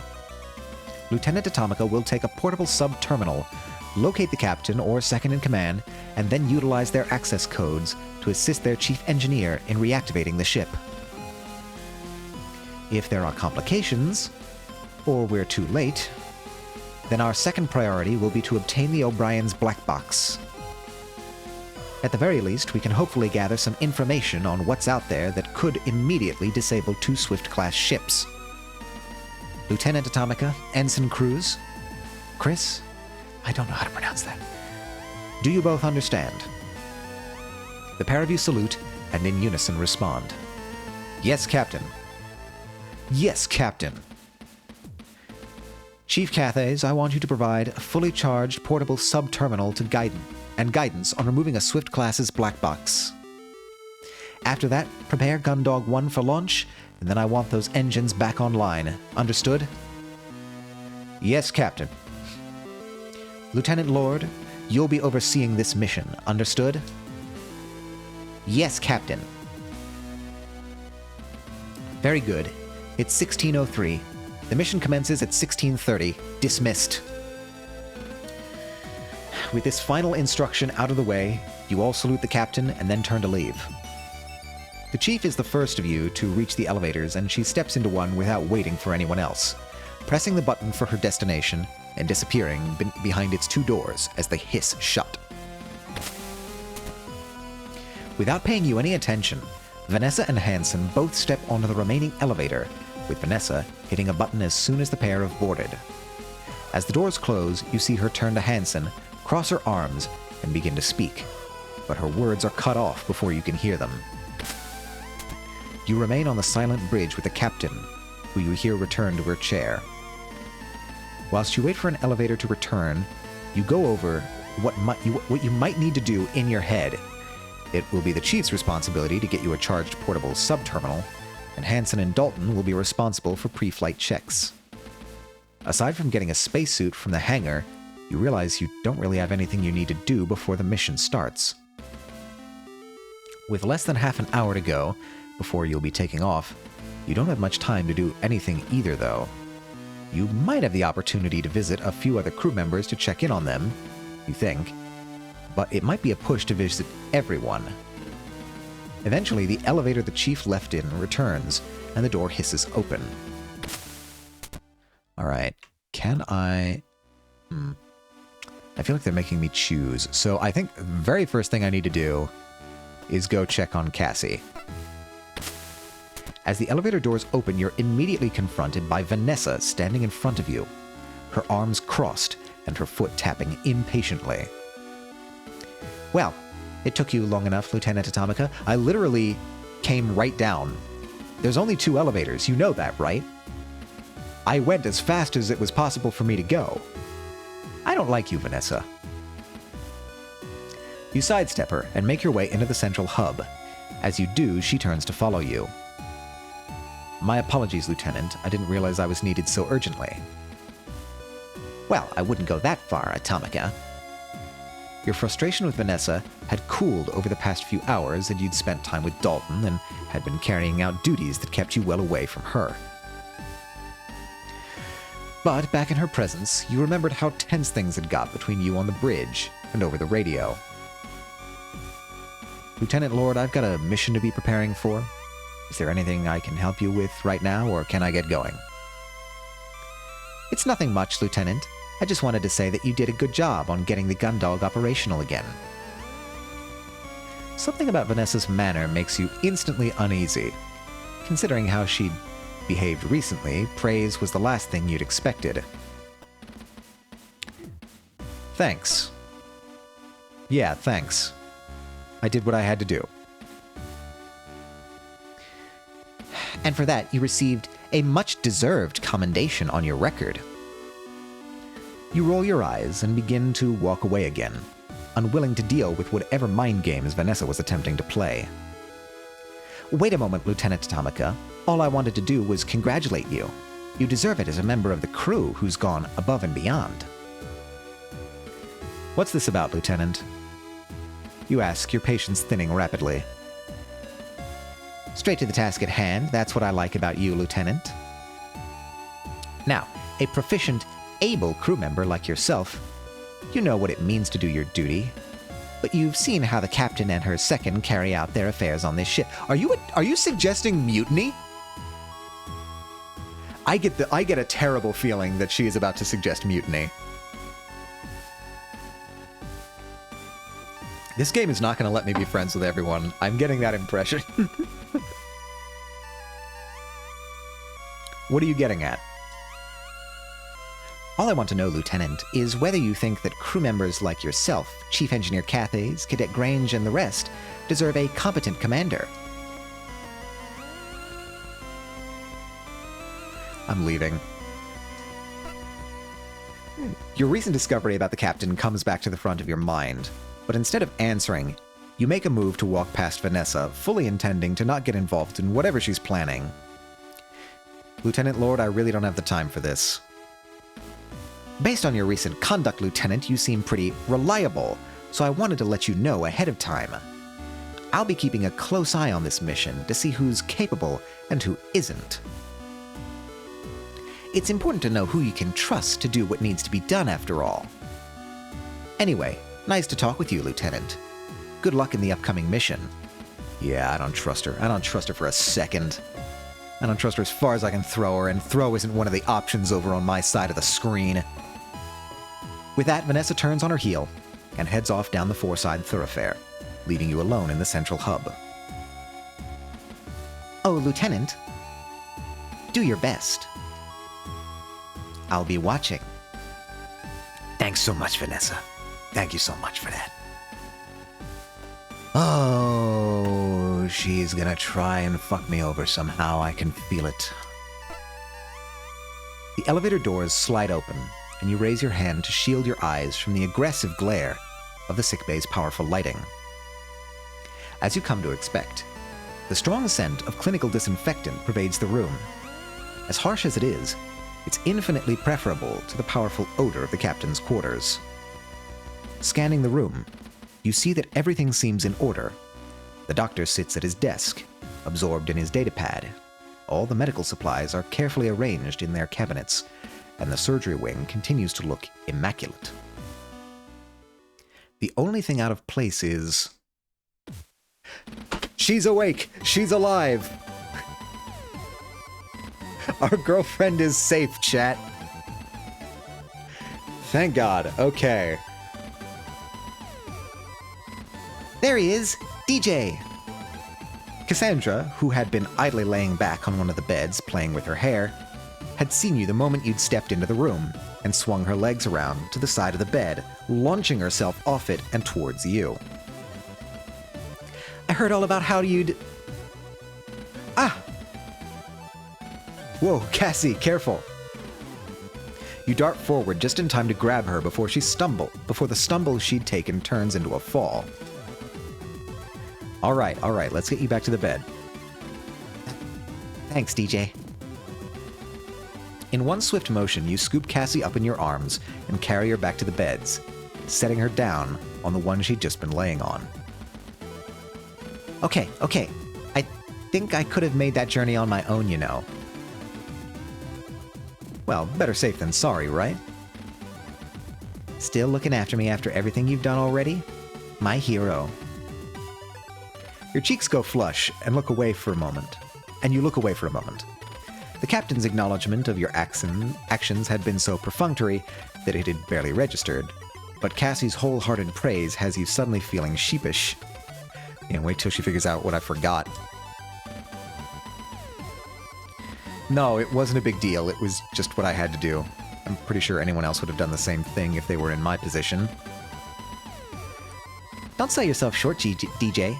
It's a big deal. Saving an entire crew from a complete system failure with no chain of command isn't exactly something that we get trained for. Plus, I didn't hear about anyone else going on a spacewalk from one end of the ship to the other to get the equipment they needed. If doing all that doesn't make you a hero, I don't know what does. You smile and look back to Cassie. As self-conscious as you feel being called a hero, her assessment of events isn't wrong. Thanks, Cassie. I'm pretty sure I should still be thanking you, DJ. I don't think Vanessa could have carried me down here like you did. You bite your tongue at Cassie's mention of Vanessa. You had a strong feeling that Vanessa wouldn't have even tried. You push the thought from your mind.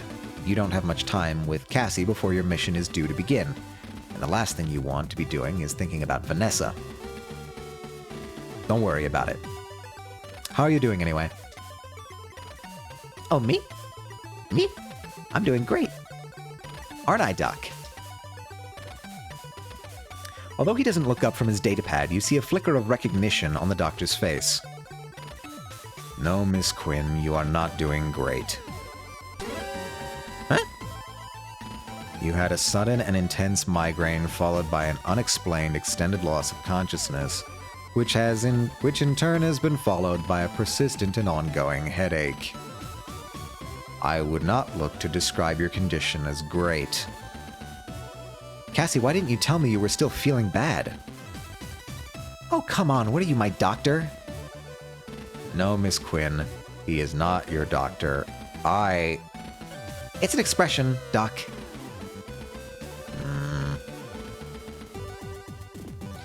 So I've got a bit of a headache right now. I bet it's nothing. It's probably because I pulled a double shift to cover the captain without eating anything but a bag of chips and 3 chocolate bars. Cassie! Miss Quinn, you'd advised me you'd been sticking rigorously to the Nutri-Shake schedule I'd laid out for... Okay, everyone, geez! I know, but here I am, hydrated and full of electrolytes on doctor's orders. I'm going to be fine. So, anyway, how are you doing, DJ? Are you able to finish your shift now that the gun dog's back up and running and you've made sure everything's okay? Oh, excuse me. Well, actually, we've not been able to make contact with the O'Brien, so I've been ordered to head over there in an armored frame. Oh no, honey, that seems really... With Hansen? Oh, with Hansen. Ah! Oh, honey, I'm sorry. How are you feeling about it? I'm not looking forward to it. If I'm being honest, I'm really not looking forward to it. You let out a deep sigh as various thoughts about the mission fill your mind. I'm not sure what's going to be worse, being stuffed inside an AF with him for the flight over, or having to work with him once we get on board the O'Brien. I'll be his superior officer whilst we're over there. Don't even want to think about how he'll take that. You taper off as you begin to mentally run through all the terrible outcomes you can imagine coming from such a situation. Hey, don't worry about it. As much as Hansen is... like he is, he's still a part of the JCF, and one of our crewmates. He likes to throw his weight around where he can get away with it, but I don't think he'll do it on an important mission. I think he's a little too proud to ruin his reputation as an ace pilot by starting a fight inside of his AF. Besides, once you're on the O'Brien, you can just get to work helping the other crew and ignore him. Well, that's the other thing. It looks like whatever happened to the Gundog has happened to the O'Brien. Since we've not been able to identify any activity coming from them, there's a good chance that their crew hasn't made it. Oh no. Yeah. Hey, come on. They may not have got to their ship back up and running, but maybe they've got their own savvy chief engineer who's figured out a solution that keeps them all safe. And on top of that, if they're really lucky, they've got their own heroic security officer who's saving the entire crew right now. Yeah, you're right. I'm sure it'll be fine. Chad, I'm not sure it'll be fine. I've got a bad feeling. Bad feeling about this. I don't think it's going to be fine. You do your best to match Cassie's enthusiasm, but you hadn't forgotten the chill in the air of the Gundog just before you got it back online. One of the first signs that a ship wouldn't be able to sustain its crew for much longer. That had been over 3 hours ago. Hey DJ. Whatever happens, it'll be alright. You've already done incredible things today. Way more than anyone could have ever expected. You're gonna be alright. Thanks, Cassie. Besides... You said you'd book us tickets for that new water park in the Europa cluster. I'm not gonna let anything happen to that. Anything that'll happen... I'm not gonna let anything happen that'll stop us from going. Now get out there and nail this mission, Lieutenant Atomica. Yes, ma'am. Alright. Do I have limited time? Do the missions let me know that I have limited time anyway? Head to the hangar when ready to depart. Alright. I feel like I should investigate engineering at least. Aft thoroughfare. As you make your way into the engineering section, you relish the various sounds coming from the now functioning machinery. The thrum of moving parts, the buzz of electrical systems, the repetitive pulse of various cooling systems. With your newfound appreciation for the activity taking place all around, you wonder if this is how the Chief feels. On that subject... Hey Chief, are you around? You call out, doing your best to shout over the noise. Chief? You wait a moment, but get no response. Looking around, you can't see her anywhere. Must be in the engine room. Let's go to the engine room, then. Moving from the engineering section into one of the engine rooms, the first thing that strikes you is that the huge turbine-like machinery that fills the majority of the area is now still. You'd got so used to their constant motion and regular thrum that after your first few security reviews you'd stop noticing it. But now that it was absent, the stillness of such a huge space made you uneasy. The only saving grace was that with the cavernous structure of the engine room no longer filled with the sound of the engines, you could hear the Chief's analytical monologue echoing across the expanse. Haha, reference. You wouldn't have to do much more than follow it to its source to find her. let's talk to the chief. So that's detectors 1 through 7 calibrated against the background gamma and signaling baseline. Now if I can... Hey, Chief, how's it, And no blockage in the coolant flow, no warping in exterior heat sinks either. Chief? Hmm? Oh, it's you, Lieutenant Atomica. But don't you have a mission to be getting ready for? Well, yes, but I thought I'd check in on how you were doing before I had to leave. Oh, well, everything's fine as it can be down here. The loss of power didn't do any damage, as all the fail-safes for a hard shutdown kicked in. So because of... Not the, ship, Chief. I wanted to check in on you. Hmm? I'm fine, Lieutenant. I just need to get these engines back online. I would have had them online already if Lieutenant Lord didn't have me waste all that time finding the O'Brien. Once I told her that we could find them using the infrared targeting sensors, she should have left it up to Gunner D's, and... Gunner D's... I forget every time. Every time it catches me off guard. And let me get on with things. I could have gone back to figuring out what's causing the problems with our long-range communications system by now. Maybe even... That's something else I wanted to ask, Chief. What was happening between you and Lieutenant Lord on the bridge?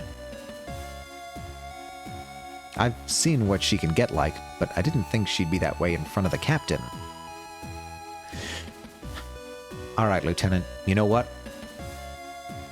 I've seen what you do for this ship and the crew, so in my book that makes you alright. So I'm gonna let you in on a secret, in case you hadn't figured it out already. The only reason any of us on this ship is because the JCF doesn't know what to do with us. Not bad enough to dismiss or court-martial, but just too much of a liability to throw anything to crew anything important. And I know that includes me. As a Union woman, I've butted heads with enough of the brass that they've used every trick in the book to get me out of the way, and on to my last warning. We stand a Union woman. Huzzah, hooray. Love you, Chief. Sip of water. So when Lieutenant Lord realized how pissed the captain would be that the engines hadn't been reactivated, she threatened to pin this whole mess on me. That she'd report the decision to delay the engine's reactivation as mine if I didn't back up her story. Okay, so Vanessa's just fucking everyone over. I knew I didn't like her. Whole thing makes me sick. Some of us actually have important work to do and don't have time to be playing games with the crew to worm their way to the top. As much as I hate going along with it, I'm stuck for the time being. Jeez, I didn't realize Vanessa could be so... But don't worry about me, Lieutenant. I'm a big girl, I can look after myself. I'll figure out some way to deal with her. You just worry about getting back from the O'Brien safely, you hear? Thanks, Chief. Don't mention it. Although, one thing, Lieutenant. Yes, Chief. Don't interrupt me when I'm clearly in the middle of something extremely important. Ah, yes, Chief. Now get out of here. Yes, Chief. Chief is kind of de facto in charge down here. Chief tells you to do something, you do it. Alright. I think... See, the dialogue made me think that I had a limited time to be talking to people, but I'm not seeing any, like... timer or... limited number of movements. I'm gonna talk with Gunner D's. As the door to fire control slides open, you're met with the familiar sound of tinny music escaping from Dylan's oversized headphones, letting you know that the gunner is at his station. Looking around at all the illuminated screens and flashing readouts, it appears that everything here is back up and running as normal. Although there's so much information on display, you've got no idea if that's a correct assessment. Leaning slightly to catch a glimpse of Dylan, you can see that he's currently zoned out in appreciation of the track he's listening to, oblivious to your presence. Man, this man's just vibing. We should all hope to be so vibey as Dylan Dees. Knowing that he would have recently had his personal sanctuary intruded upon by both Lieutenant Lord and the Chief, it feels cruel to disturb him. But your years of being a security officer kick in, and you find it hard to resist the urge to check in. Alright, we're gonna talk with Dylan. Hey, Dylan. Warrant Officer Dees. Dylan. Yes, latest report. No update on the... Oh, hey, Lieutenant. Sorry about that. I've just had the Chief and Lieutenant Lord crammed in here with me shouting at each other over finding the O'Brien. Lord wouldn't even let me perform the search with my headphones on, against regulations. Like it makes a difference to what I can see. I didn't sign up for that kind of stress. Anyways, what's up? Oh, nothing much. I just thought I'd check in on you, see how you were doing after everything. Ah, you know me, Lieutenant. As long as I get to listen to my music, it's all good. And as long as Lieutenant Lord never comes in here again, I guess. Ah. What about you, sir? I heard that you were going to... We've got you to thank for getting the gun dog back on her feet. You doing all right? Yeah, I guess so. I've been too busy with running a sweep of the ship to stop and think about it, really. Well, with needing to do a spacewalk and all, rather you than me, Lieutenant, closest I want to get to space is seeing it through these monitors. Yeah. Anyway, if it's okay with you, Lieutenant, I'm supposed to be keeping an eye on the O'Brien, and I was right in the middle of a gnarly Trish and the Replicants song. Mind if I get back to it? No problem. Take it easy, Gunner Dees. Thanks, sir. Gunner Dees. Alright, so... in lieu of some signal that I need to be doing something else, I guess I'll just go to the hangar. As the ship's gravity disappears, you slowly float down the final few steps leading to the hangar. Once your almost weightless feet connect with the steel flooring of the catwalk, you kick off it and towards the guardrail, grabbing it before you float past and bringing yourself to a stop. Ahead of you are the typical sights of the hangar, but for the first time since you boarded the Gundog, its expanse is filled with noise and motion, rather than the usual silence and stillness. You see Dalton floating from one segment of the furthest armored frame to another, clearly in the process of carrying out its pre-flight checks.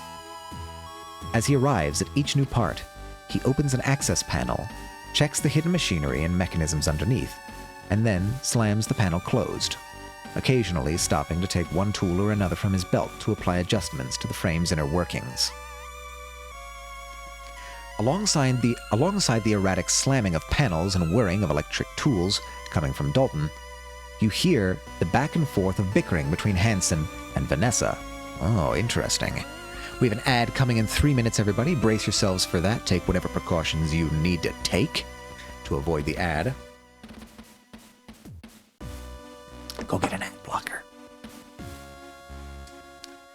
You watch as Hansen, donning his flight suit, snaps at the lieutenant and then kicks off into the empty space of the hangar, swiftly followed by Vanessa, who does not let up on whatever it is she's trying to discuss. Glancing at your watch, you see that it's almost the scheduled time to depart and start the mission. No use putting it off any longer, I guess. Alright, let's use a frame. Hansen's the one who'll be piloting the Juno for this mission, not me. Should I be thankful about that? Oh, do I need to move? No. Talk? Oh, we can talk to everyone. Let's start with Dalton. Doing your best not to draw the attention of the squabbling Hansen and Vanessa, you wait until Dalton turns your way and then wave at him, gesturing for him to come over to you once you've caught his attention. Hey, Dalton, how are the preparations going? Oh, Lieutenant, preparations are, at ease, Cadet. Yes, sir. Sorry, sir. Don't worry about it.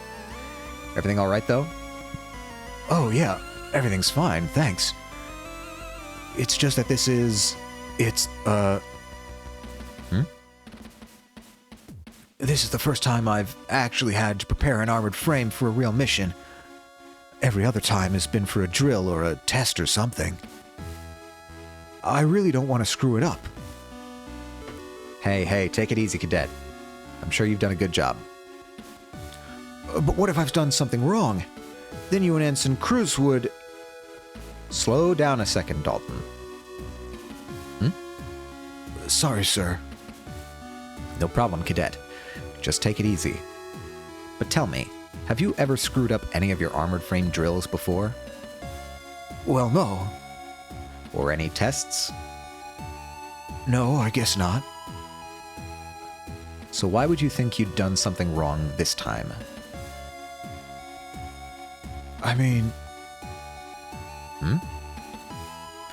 I'm sorry. I guess I was just getting a bit nervous. It's all right, Cadet. We all get a bit nervous the first time we have to do something for real. But I've seen how hard you work and what the Chief puts you through. So I'm sure you've got it all done up to her standards. Thanks, sir. Although, she always makes me double-check the actuators. What if I've forgotten the actuators? Alright, let's... What are these two arguing about? Is Vanessa trying to, like, figure out who she can count on for a mutiny? That's what it seemed like when she was talking to me. And I wonder if she's pitching the same thing to Hansen. I'll talk to Hansen, actually. As Hansen and Vanessa continue their argument, oblivious to your presence, you maintain your grip on the guardrail. It's almost time for the mission, so you could get ready to depart. But if you've got anything you wanted to do before you left, now would be the time. Was there anything I needed to do before I set off? Oh. Interesting. I think I am going to try looking around. Or at least looking around more. Fire control, hangar, mess hall? Will anyone be in the mess hall? As you walk by the mess hall, you stop to take a look inside. Everything seems to be operating as normal, from the lazy spinning of the extractor fan to the food vendors cycling through, illuminating its different options. At the table and facing away from you is Haru. You watch them as they idly swirl the contents of their cup of coffee before taking a sip. Now this is what I'm back and forth on. I don't know whether it's Harv or Haru. Is there another example? Coffee? No. I'm trying to find something that I can confirm is a U or a V. Okay, so you, the word you right next to the name, is also using a U, and that looks exactly identical. I've got to imagine that's a U. If there's a V. Okay, no, it is Haru. Okay, I've been pronouncing it right. Thank God. If they've noticed you, they aren't letting on. But from the looks of it, they seem deep in thought. You don't particularly have anything you want to ask them, but then again, you decide it may be good to check in before you head out. I'll talk to Haru. Ensign Rumney. Oh, Atomica, what's going on? What's a hero like you doing stopping by the mess hall? Hansen told me he was taking you for a ride over to the O'Brien. You picking up snacks for the trip? I was just checking up on some of the crew before I left, making sure everyone's doing okay. Oh wow, what a professional. I'm doing all right. I was sleeping in my quarters when the power went out. Didn't even notice until Hansen started banging on my door. That's good. I'm glad you're doing okay. Yeah. Atomica? Yes, Ensign? Thanks for helping Hansen out. Oh, well, you know, it's my duty, right? Yeah, guess it is. Still, he's my flight partner, so if you did him a solid, you did me a solid. Keep it up. Maybe you aren't the coward we think you are. We? Oh no.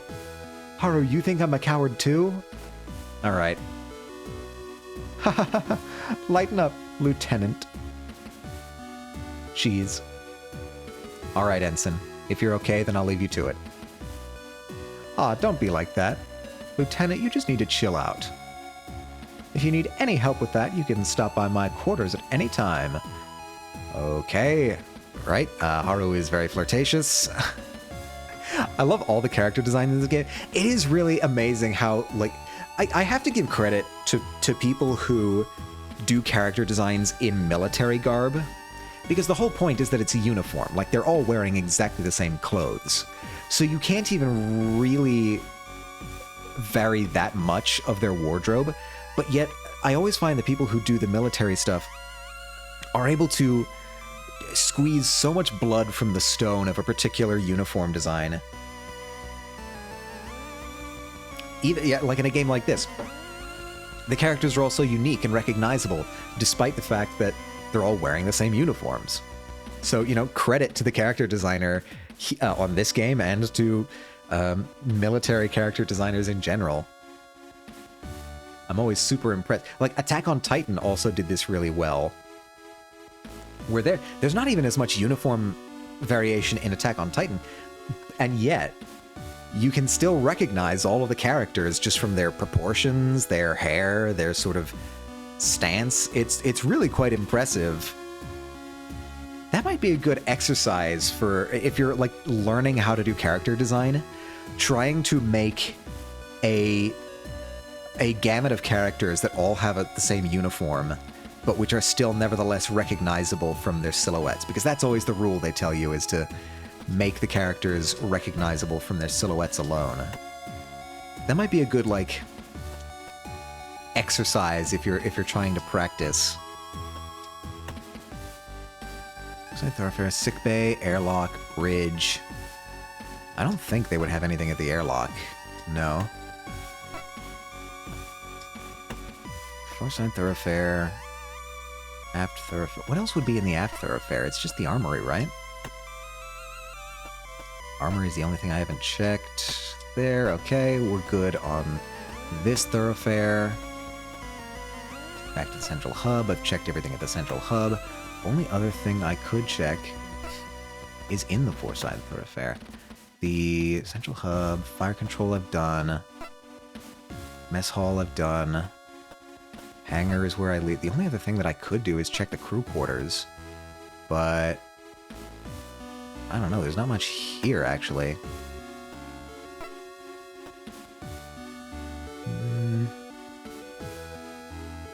Yeah, I think all that we can do now is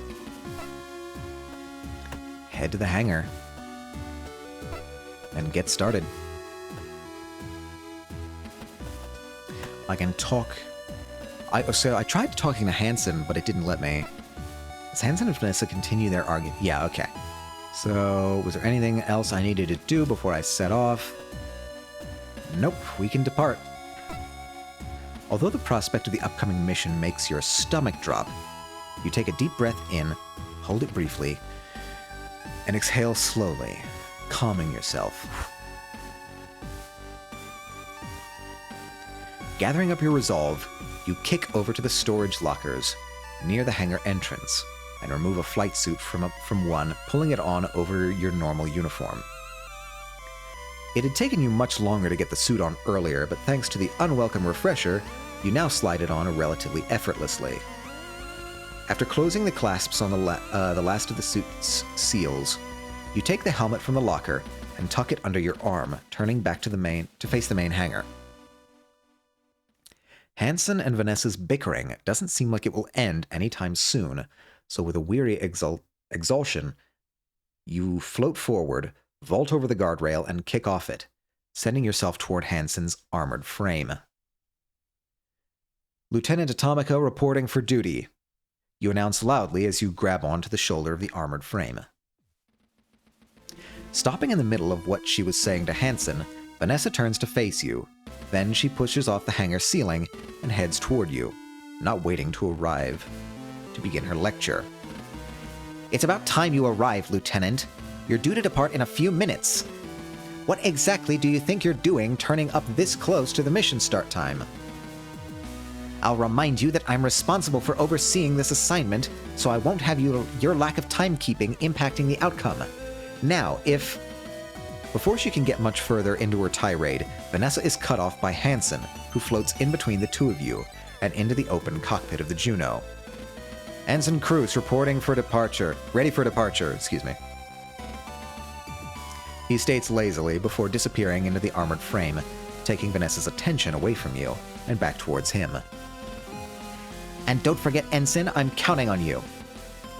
Vanessa calls into the cockpit. If Hansen answers, you don't hear it. Well then, Lieutenant. Have you got everything you need for the mission? I don't see you carrying a PST or a guide from the Chief on removing the O'Brien's black box. Didn't you... Hey, Lieutenant. The Chief's loud call comes from the hangar entrance, and you see her heading towards you with a large off-white object under her one arm and a manila folder in her hand.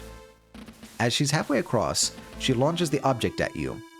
Although you manage to grab it with your free hand, its momentum pushes you back into the armored frame, and you hit it with more force than you expected. Time to go. Thank you for the stream, and enjoy the rest of your day and night. Thank you so much, Kixie. Have a good stream yourself. Have a good day yourself. Stay true to yourself, and thank you for stopping by. Always enjoy your company. I should really get more water. I'm running out.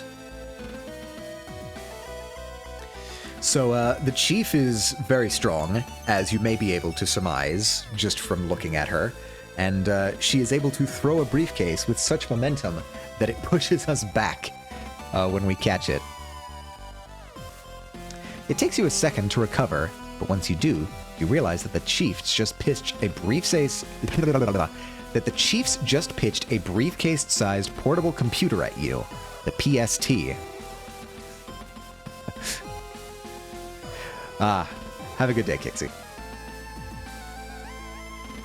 You got a portable sub-terminal. My favorite item. By the time you're able to find its handle and get a grip on it, the Chief arrives at the Juno and holds onto the machine. I had to grab the one you'd left in engineering. I've charged it up, but these devices get pretty thirsty, so it took a while. Ahem. And here's instructions for removing a black box. The O'Briens are swift like the gun dog, so there shouldn't be any difference in procedure, as long as you follow this to the letter. Ahem. Ignoring Vanessa, which is a wise decision always, the Chief proffers a manila folder containing a few sheets of paper.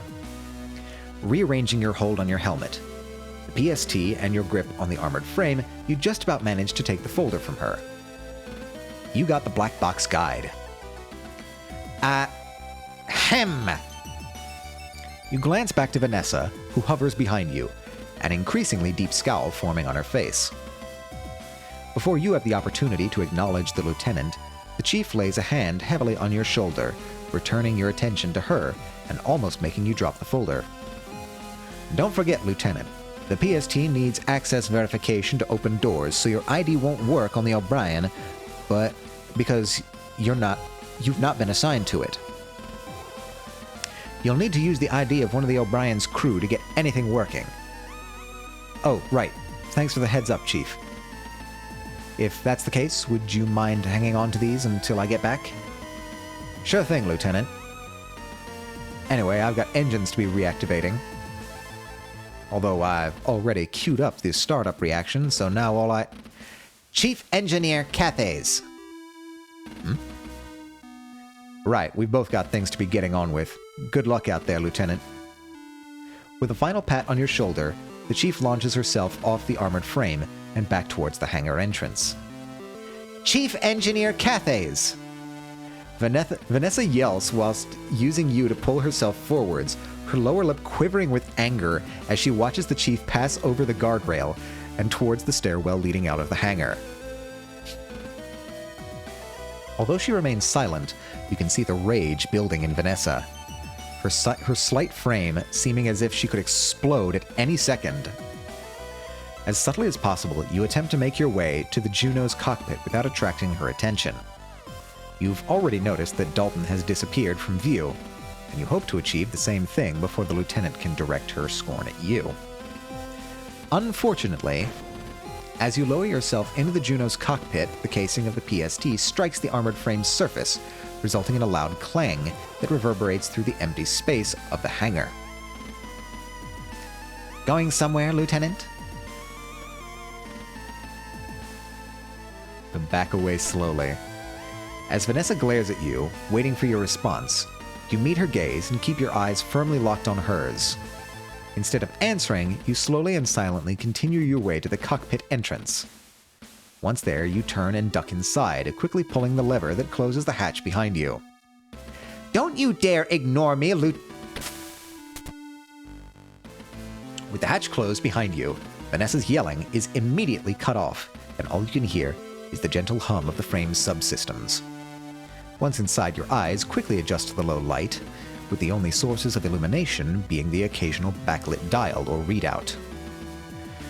You pause for a moment and grit your teeth. This was the first time in years that you've been inside the cockpit of an armored frame. It might be a newer model, but it was pretty much exactly how you remembered it.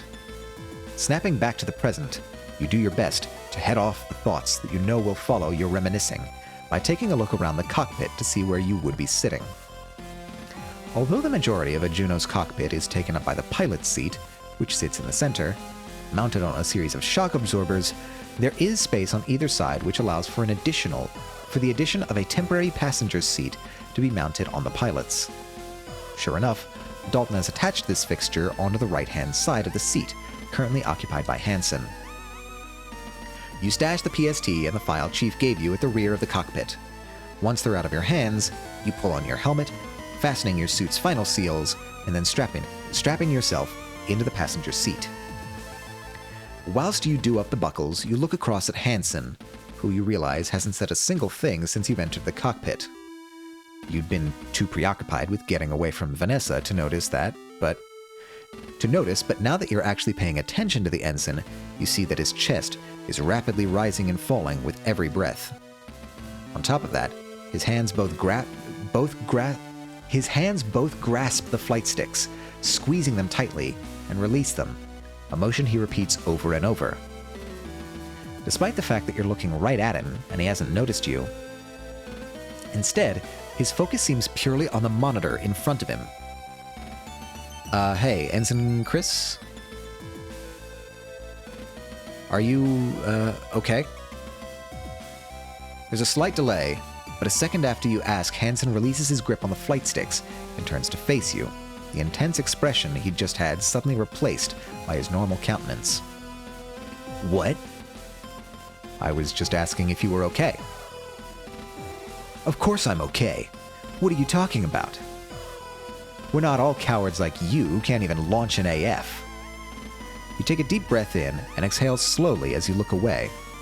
You weren't sure what you'd been expecting, but at least Hansen seemed like his normal self. I think Hansen has more PTSD from that day than he lets on. I think he may be lashing out at our cowardice because he still has bad memories from the day in question. I mean, who wouldn't? It was a day where all of his squad mates were massacred, and he almost was too. Anybody would have sour memories from that. Thankfully, any follow-up from him is cut off by Vanessa's face appearing on the comm screen and her voice on the frame's speakers. Hi, Vanessa.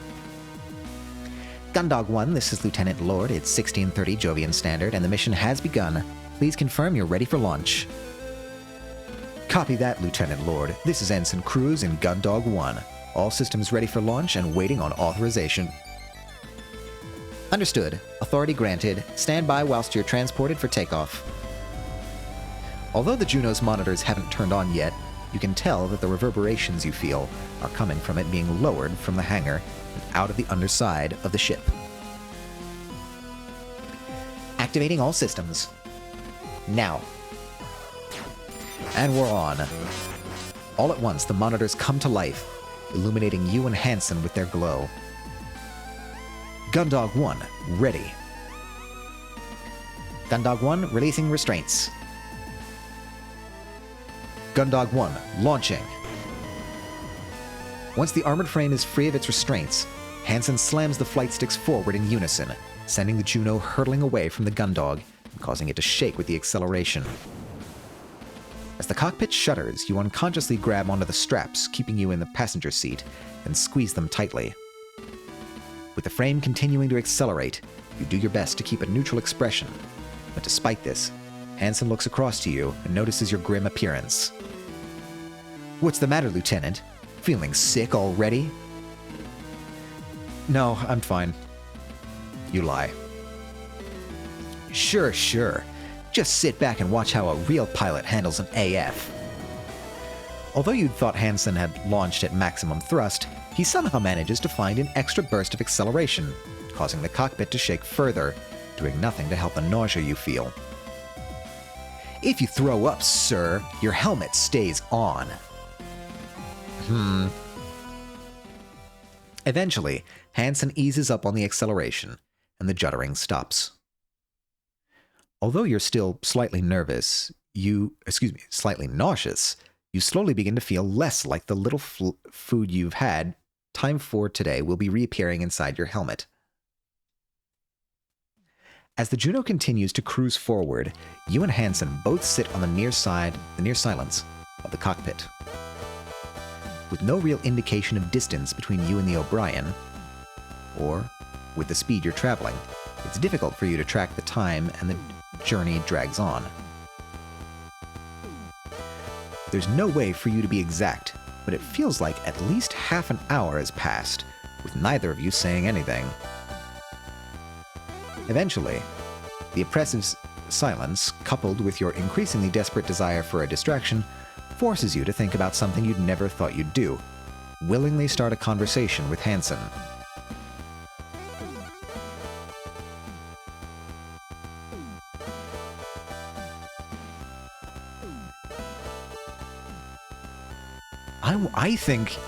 I think Hansen and Haru have a thing, personally.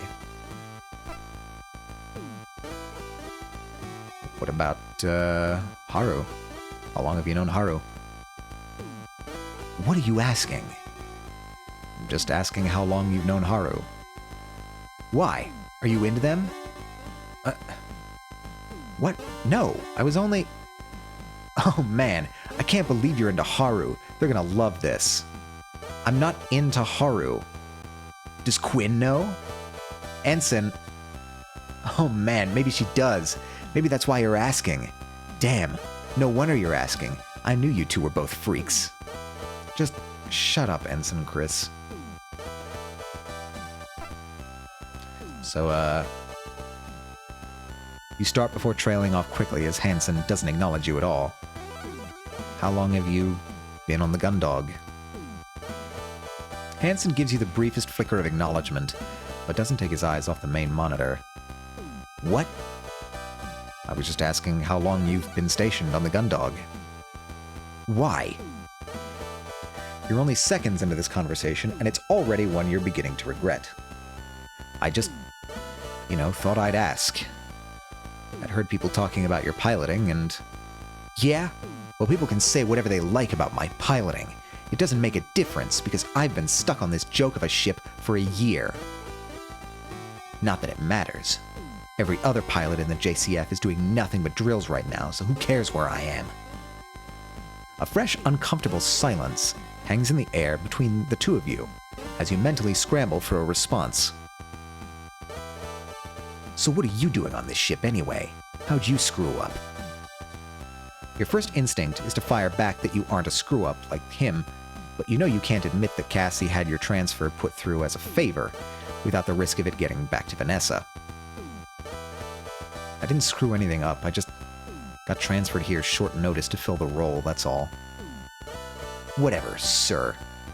You don't get dumped on the Gundog unless you've screwed up or are defective. So what was it? Neither. Yeah, sure. If I ask this again... Yeah, I think, that's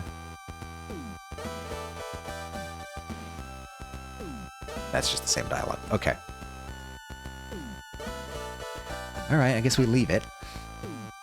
As the two of you continue your flight towards the O'Brien, the quietness of the Juno's cockpit adds to the sense of tension you feel between yourself and Hansen. Despite not engaging with, or even acknowledging you can't help but feel a sense of pressure. Hansen's simple presence continues to put you on edge. You mull over a few potential topics for conversations, but can't come up with anything that won't sound weird or forced. Eventually, you resign yourself to the fact that the rest of the journey will just have to continue on this way, for as long as it takes. You shift in your seat and adjust one of the belts slightly. With a sigh, you make yourself as comfortable as you can, settling into the silence. With no other sounds beyond the almost imperceptible background noise of the cockpit and the Juno's monitor showing nothing but stars, your mind drifts, bouncing from thought to thought. The warmth of the cockpit and the gentle vibrations caused by the shuddering of the Juno's engines cause your thoughts to idle and slow. Eventually, without realizing it, you begin to drift off to sleep. You're almost completely gone when both you and Hansen sit upright and fix your attention on the main monitor. Although there's nothing to see beyond the stars and the visual indicator, you know that this means the O'Brien is close by.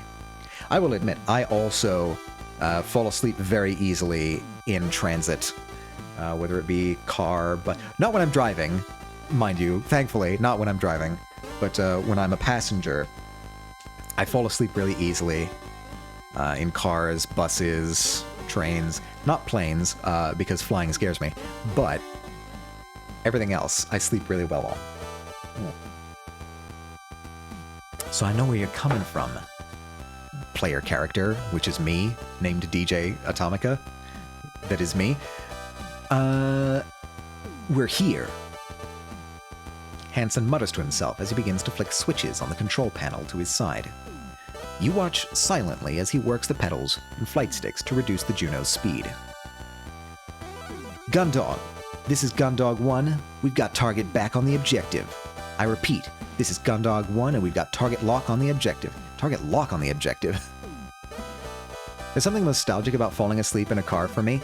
It really, like, I've done it ever since I was a kid. I have to imagine, because, like, when I was young, we would go on a lot of car trips, a lot of long car trips. Long at the time for me. It was like a 6-hour car trip that we would make maybe once a month. So I just got used to really long car rides, and I think it just got me used to it. Maybe when I was a kid, I just got used to sleeping in cars, so now it just comes super easily for me. But yes, I understand the nostalgic feel as well.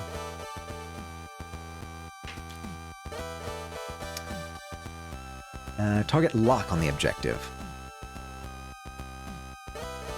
Signal lost.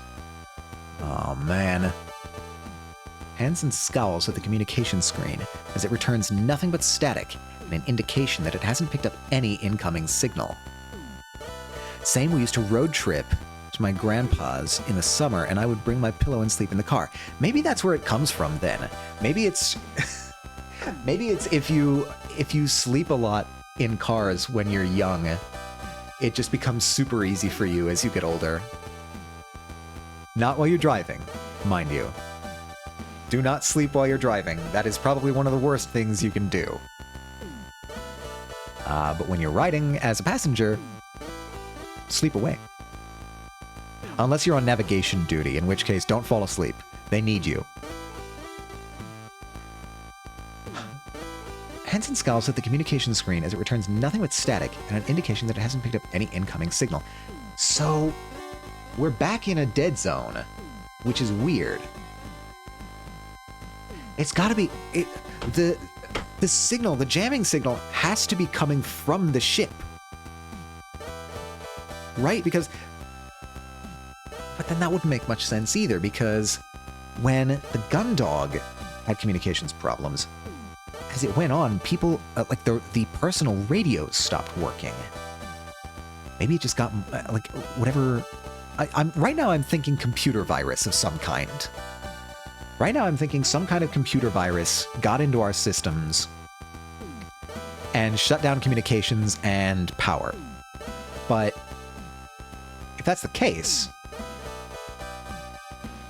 it would have had to have gotten stronger as time went on in order for it to have blocked, like, personal radio communications. And, I mean, maybe it could have done that. I don't know. I'm piecing together ideas here of what's going on. He quickly resets the switches on the control panel before activating them again. I repeat, Gundog, this is Gundog 1. We've got a target lock on the objective. Do you read? Piece of junk! His foot strikes the paneling underneath the main monitor, causing it to flicker momentarily, but doing nothing to help obtain a signal. With the O'Brien now visible on the screen, he remains silent as Hansen continues to deactivate and reactivate the Juno's transmission system. Okay, so now we are actually getting a good exterior view of... Well, this is the O'Brien, but the Gundog probably looks exactly the same. That is a cool-looking ship, I must say. Gundog, this is Gundog 1. We've got a target lock on the objective. I repeat, Gundog, this is Gundog 1. We've got target lock. God damn it, Lord. Where the hell are you? Hello? Hello? This time, Hansen's fist strikes the main monitor. Thankfully for both of you, the reinforced glass of its screen remains undamaged. You move as far away from Hansen as the restraints of your temporary seat will allow. You always knew he was hot-headed, but that didn't make this any easier to deal with.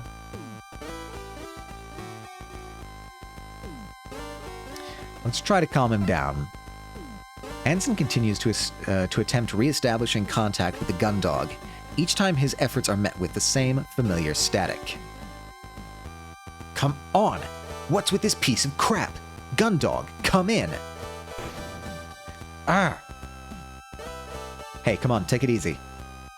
You tell him, holding both your hands up, palms forward, in a placating gesture. Don't you tell me what to do in my frame, Atomica! Hansen snaps back, continuing to flip switches and occasionally strike the controls.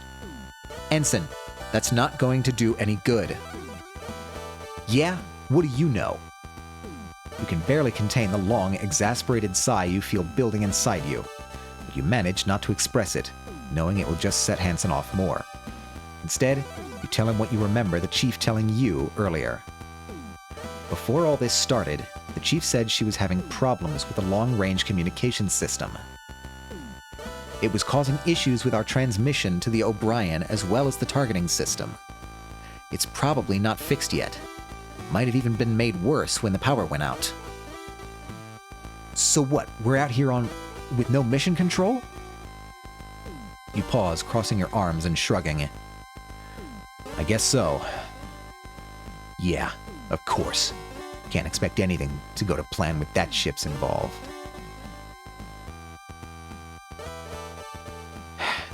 This is Gundog 1. In case anyone out there can actually hear us, we're approaching the JFS O'Brien. We're carrying out the visual inspection of the O'Brien now. With the O'Brien close enough for you to actually make out its finer details, Hansen decelerates the frame, bringing it to nearly a complete stop. Deftly adjusting the Juno's orientation, he then begins to circle the Swift-class ship, and the two of you focus on the monitor, trying to identify anything out of the ordinary on the O'Brien before you get closer. Wait a second, is that... You point to the O'Brien's main airlock, and Hansen quickly sets a camera to zoom in on it. Uh-oh. Wide open. Looks like someone tried the same stunt as you. No, that's not it. I closed the secondary airlock door behind me. Both of those are opened, which means... the ship must be completely depressurized. That's not good. That's a very bad sign, actually. Oh. We might not find anyone on board this ship. It may have vented to the hard vacuum That's very bad. Okay, hold on. Real quick, I'm going to get a little bit of refill for water.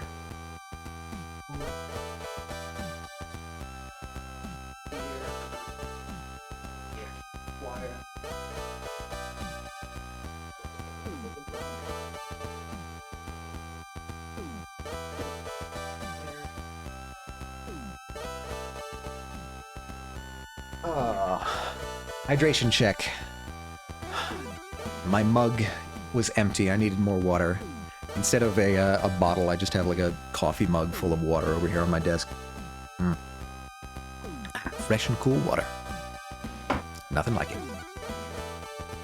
Gotta stay hydrated for a talky game like this. Yeah, if this happened when the power was off, none of the emergency bulkheads would have been able to close. The two of you sit in silence, both considering what you've just found out. If the same thing had happened to the O'Brien as the gun dog, someone had opened both airlocks and what little breathable air was left on the ship would have been sucked out into space.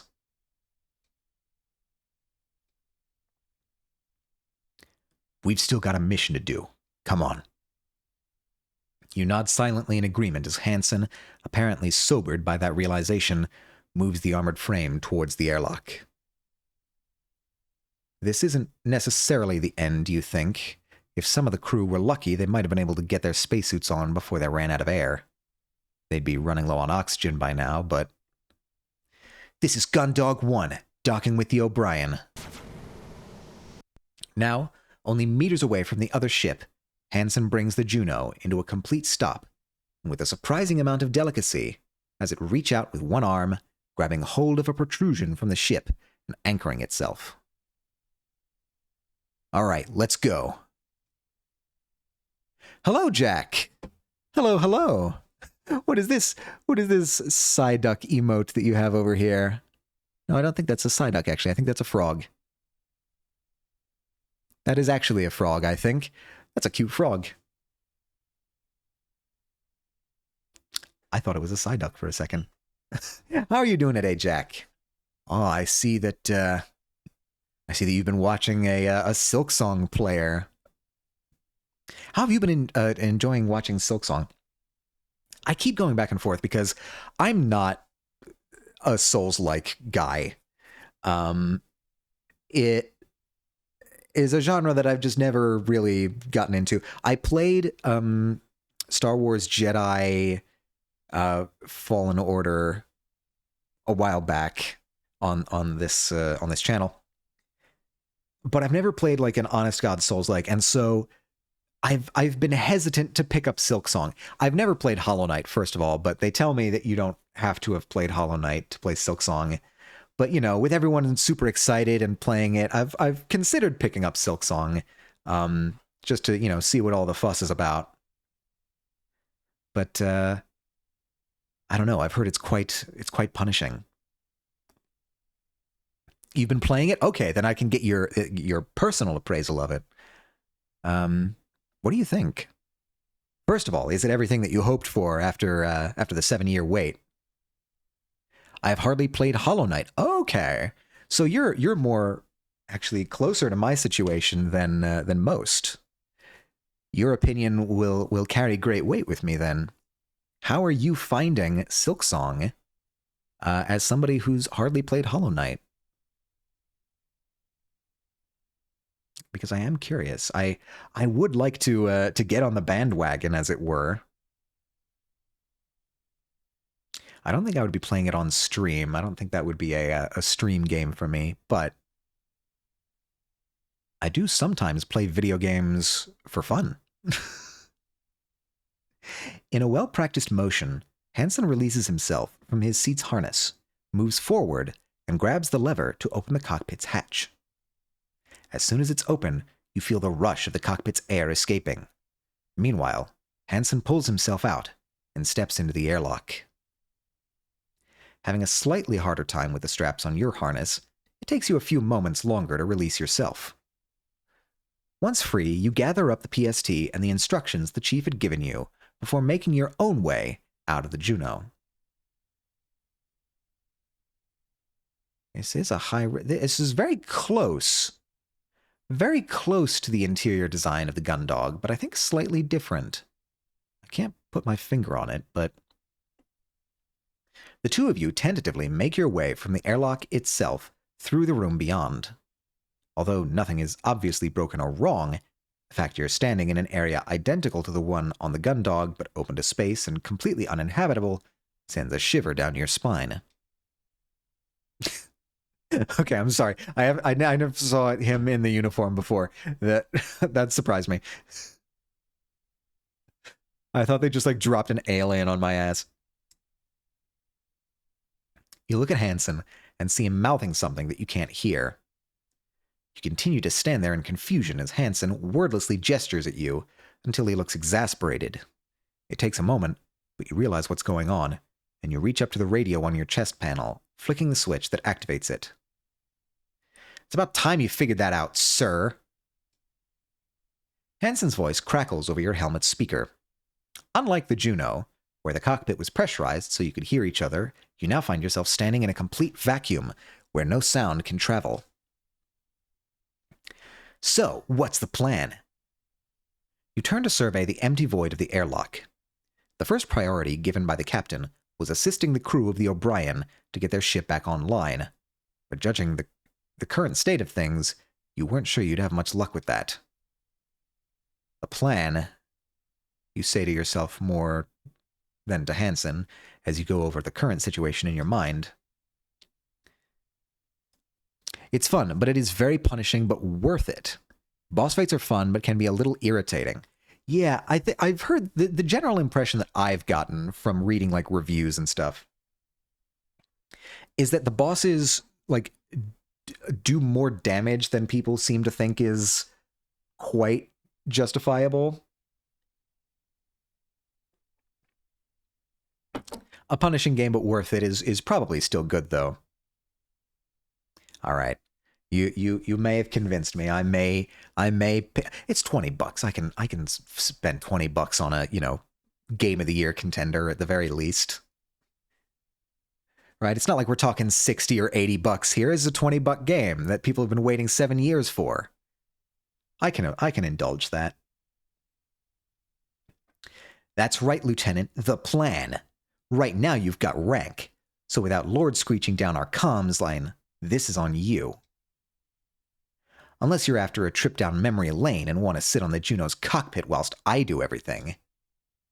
A mix of shame and anger swells inside you as you bite your tongue to not snap at Hansen with the first thing that comes to mind. Stow it, Ensign. Despite the way he said it, he wasn't wrong. With nothing coming from the gun dog, you were now the highest-ranking officer involved with this mission. All right, the first priority was to assist the crew. It doesn't look like anyone's going to be in this part of the ship, but we still need to try. Since I've used the PST before, it's going to be easier for me to carry out that search. Whilst I'm doing that, you can start removing the ship's black box. You hold up the manila folder that the chief had given you on the gun dog, and Hansen takes it from you, clumsily flicking through it with his gloved hands. It's on the bridge, huh? How are we going to get up there?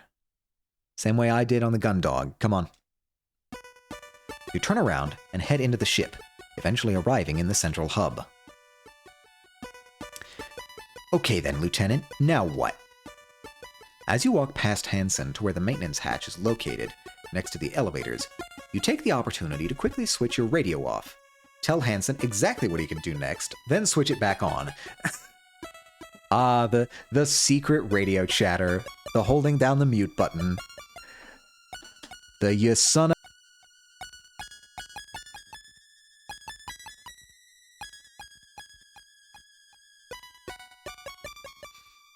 Okay, see now what's embarrassing about that is I muted my microphone, but then also didn't actually say anything when I was moving my mouth. So I could have done either one of those.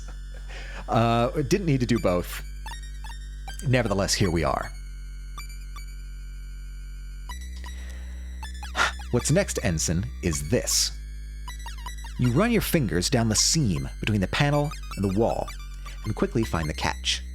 Unlike the one on the bridge, you're able to fit your suit's fingers into this one, and you quickly realize it. As the hatch comes away in your hands, you wait to feel the sensation of air rushing out of the crawlway. Unfortunately, you feel nothing. The bosses do hit hard, and if you calculate anything, it will go wrong very quickly. While other games are a little forgiving, Silksong is not.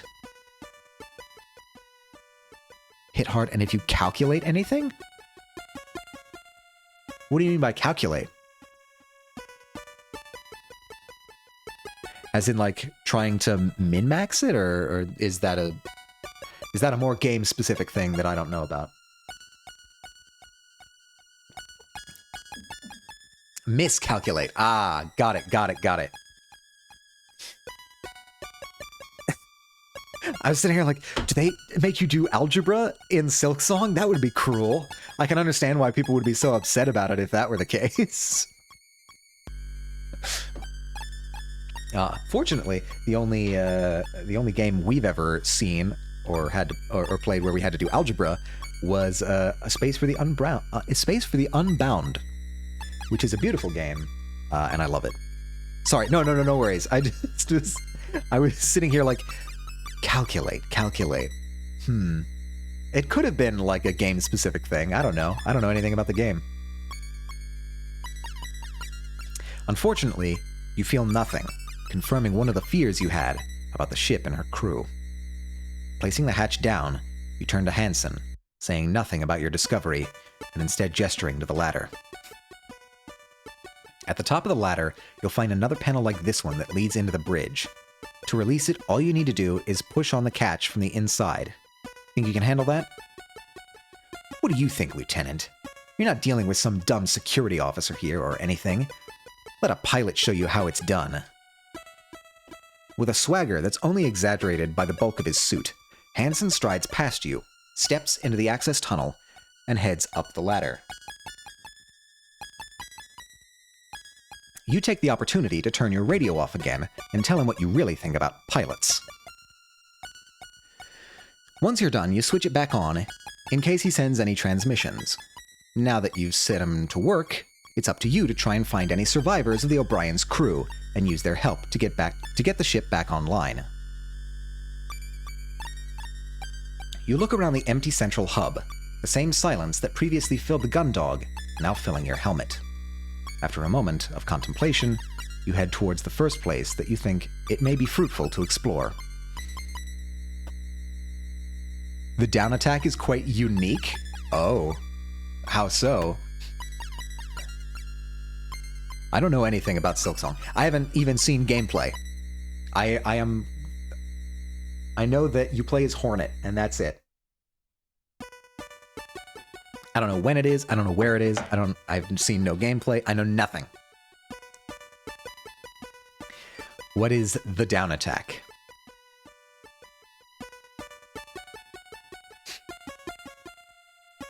Okay, I guess we'll start in the back. As you move from the central hub towards the darkness of the aft thoroughfare, a movement catches your eye. You stop to peer into the darkness ahead and catch sight of a silhouette in the distance. Hey, who's there? I'm from the gun dog. You call out, using your radio to broadcast yourself. We're here to help. Come back. As the figure vanishes into the gloom, you dash after it, eventually arriving at the end of the long corridor that makes up the aft thoroughfare. Okay, we might have ghosts. We might have ghosts on the ship, guys. I hate to say it. I think the down attack at the beginning is, well, a 45-degree angle. That's not exactly down, I would say. I'm just a simple physicist, but I feel that angle is not down.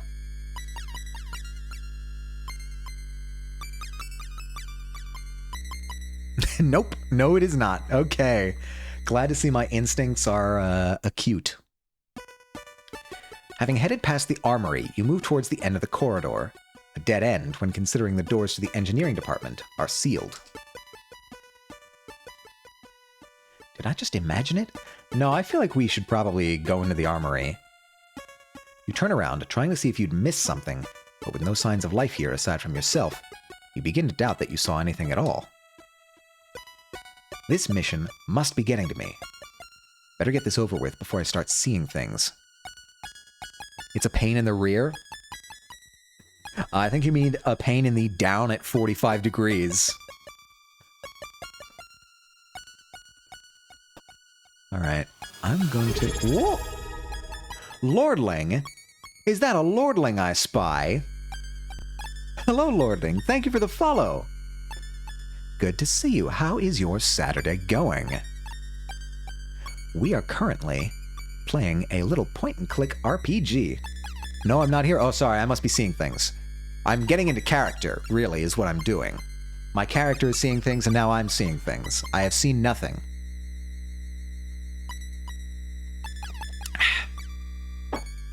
Just my imagination. The voices in my head have started to get to me. We all knew this day would come. Alright, I'm gonna try and get into the armory first, because I feel like I need a weapon now that there's ghosts on the ship. Or, more realistically, a crew member or somebody who boarded. Bracing yourself with your left hand against the wall by the entrance to the armory, you bring your right hand down in a fist against the door. You continue to pound your fist against the unyielding entryway, hoping that if there's anyone in there and they have enough air, they'll be able to hear you and respond. After a few seconds of pounding, you press your helmet against the door, hoping that you can pick up the vibrations of someone returning your signal. You're met with nothing but silence. You stand back and hammer on the door, harder this time. After your fist begins to ache, you press your helmet back against the door's paneling, holding your breath and listening out for any signs of activity. With no sign of life, you dejectedly step back, giving the door one final slam with your fist and cursing the silence. How are you doing today, Lordling? I hope you are having a good day. I hope the morning has treated you well. Can I use the... no, wait. Can I use item? No, I would need to use this door. Move to the armory? Yeah. No point in trying again. Okay, it won't let me do that. I'm just chilling and hanging out. How's your day? I'm doing pretty damn good. We are making our way through this really fun, cute game. I've been enjoying it thoroughly so far. It's way hotter out now than I was expecting it to be. We've had our false autumn, where things got cool for like a couple days and then went back to being 80 degrees Fahrenheit. So I'm just sitting here inside, playing some video games. Yep, same here. Yep.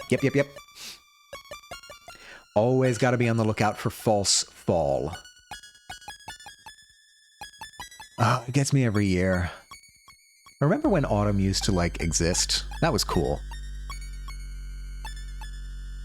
Alright, so they're not going to let me go inside the rooms, I don't think.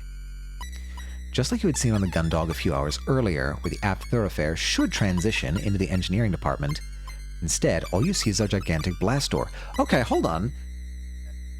This might be a good sign, actually. This could have been closed when things were vented. Maybe the engineering department is still pressurized.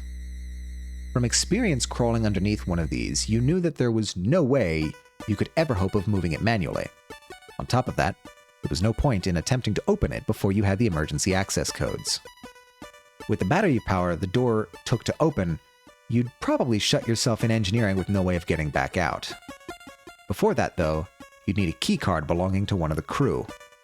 As it was, you'd had no hope of ever opening it, whether that was pointless or otherwise. You turn back and move away from the door, making your way back to the aft thoroughfare. Alright, I don't think they're going to give me anything here, so back to the central hub. I can investigate. We came from the airlock. He's on the bridge. I'm going to check sickbay first. You reach out into the maintenance crawlway and grab a rung of the ladder. Stepping forward, you place your feet onto another rung that you can barely see, and then, instead of following Hansen up, you start moving downwards. As you descend, the crawlway eventually becomes completely dark. The only indication you're given that you've reached the bottom is when you bring your foot down and you unexpectedly stomp on a floor panel. Now, at the bottom of the shaft, you grope around in the darkness, looking for the catch that will release the panel by the elevator into the sickbay. After a few minutes of sliding your palms around blindly, your suit's glove catches on something. You investigate it with your fingertips to confirm it's what you're looking for before releasing it, grabbing the panel as it falls away and placing it to the side as you step through into the sickbay. With no rush of air to indicate that you depressurized the room, you were almost entirely certain you knew what to expect, but what you find goes beyond that. That is a dead body. That is a dead person. Behind the desk, set to meet those who enter the sickbay, you see the crumpled form of someone wearing a white coat, much like Dr. Rosarium's. You quickly make your way over to them, but as you do, you stop momentarily as you feel something crunching underneath your boots. Looking around, you can see that the doctor is surrounded by broken glass. Taking stock of the room, you realize that the cabinets at the far end of the sickbay are all still locked, but the glass panels have been shattered and their contents scattered. Shattered and scattered, the classic 1-2 punch. Instead of trying to puzzle out what's happened, you turn your attention back to the doctor, kneeling down by them and gently turning them over. You're faced with a woman who seems to be in her mid-50s, her sandy hair done up in a loose bun with errant strands tucked behind her ears. You notice that of the two lenses set into her round wire-framed spectacles, one is cracked, and the frames sit askew on her face. Although her pale blue eyes are wide open and staring at you, they don't move, and she does not blink. Her skin is pallid, matching the cool blue of her eyes, the striking red of her lipstick standing out in a dramatic contrast. You stay holding the doctor for a moment before gently laying her down, and with as much delicacy as you can manage in your bulky spacesuit, you close her eyes. As you stand, you exhale deeply. Although it was almost certain this would be the scenario you'd be facing for most of the ship, since the central area had been depressurized with no safety measures engaged, you'd been holding out hope that you'd find crew members alive and well. Despite the sight of the doctor, you still hold on to that hope. As you survey the room, you turn your attention back to the glass underfoot and the shattered frontage of the cabinets. What happened here? Well, I'm guessing that when the pressure dropped... would that have changed anything? Maybe they're a tight enough seal that the pressure inside the cabinets was enough to shatter the glass. As you head toward the back of the room to examine the cabinets, you feel the crunch of glass fragments under your feet. Although the floor is scattered with various boxes and bottles of different medicines, there's something in particular that catches your eye. You squat down and pick up an open packet that you recognize, Nutrishake Mix. We have an ad coming in 3 minutes, everybody. Brace yourselves for that. Take whatever precautions you need.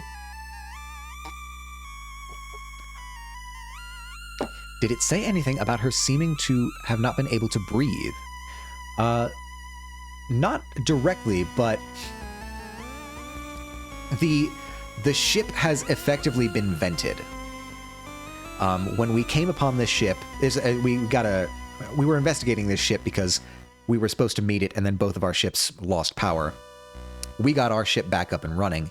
We were then sent to assist this ship. When we got here, we found the main airlock completely wide open. The entire interior of the ship was open to the vacuum of space. Now, what it's starting to look like is that when that happened, when the door was opened, the ship didn't have power. And so none of the emergency bulkheads closed. What it's starting to look like is that basically everywhere on the ship had their atmosphere vented pretty much immediately when somebody manually opened the airlock. That's what it's looking like. Right now we're trying to figure out precisely what's happened in this room. Nutri-Shake mix. Oh, I got some. As you turn the pouch over in your hands and look inside, you find it's completely empty of the powder that it should contain. Why did I pick it up then? Placing it back on the floor, you look around and realize that whilst all the boxes of medication are all still sealed, the packets you can see torn open are all Nutri-Shake packets.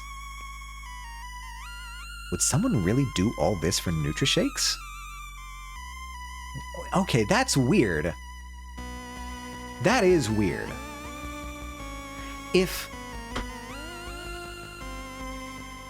it was what I thought it was, which was the pressure inside the cabinets causing everything to come careening out once the ship depressurized, that wouldn't open the packets specifically, and it certainly wouldn't empty them. I think we have stumbled on another mystery, gang. What else do we have around here? The sickbay beds. All vacant. Could whoever have done this been in for treatment? See, I was thinking that she died in the venting, but maybe it was something completely unrelated. Like she broke them open trying to get to something so she didn't suffocate? It's very possible. But then if that was the case, why would she be going for the Nutri-Shake? Like, that doesn't have oxygen in it. The fact that it's like specifically the Nutri-Shake packets that are open and nothing else seemingly is weird. That is a clue. That is information that I don't know what to do with yet.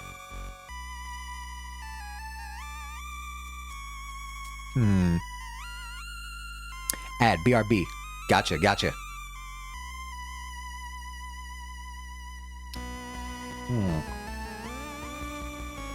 We should be back. Yes, okay. I try to keep the ads as short as possible.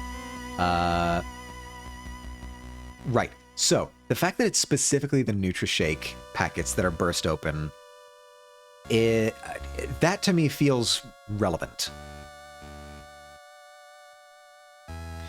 All right, what else? What all is available for? Okay, so we've got this window over here.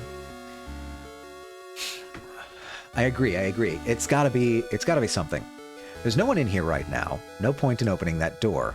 All right, you're not giving me much to work with here, game. Checking the body. The ship's doctor, it looks like she was involved in a struggle down here, but I can't tell whether she died before or after the ship was depressurized. That's the question. Can I use any of these? You walk up to one of the cabinets with a broken glass frontage and gently pull on its handle. As you expected, it's still locked and doesn't budge. Looking down at your feet, amongst various packets of medication that appear to have been hastily pulled out of the cabinet, you can see a selection of Nutri-Shake packets, all torn open. Picking one up, you check its contents to find it completely empty. Could this really have happened over nutritional supplements? Can I use this? Door is closed. Yeah. Don't look very comfortable at the best of times. Would not help things. I can't... What do you mean, use the body? You stand over the doctor, trying to see if there were any clues to what happened to her beyond the crack on her glasses' lenses. As you survey her, you notice that, unlike Dr. Rosarium, she doesn't wear her stethoscope around her neck, or her keycard on a lanyard. Hang on, her keycard. The thought reminds you of the Chief's instructions, that you need to use a keycard from a member of the O'Brien's crew if you are going to activate any doors with a PST. Maybe the person that we saw has a keycard and also has a PST. Maybe they are also doing what we're doing. You steel your resolve, aware of what you need to do, but not finding the concept altogether pleasant. Sorry about this, Doctor. Squatting beside her, you pat the doctor down.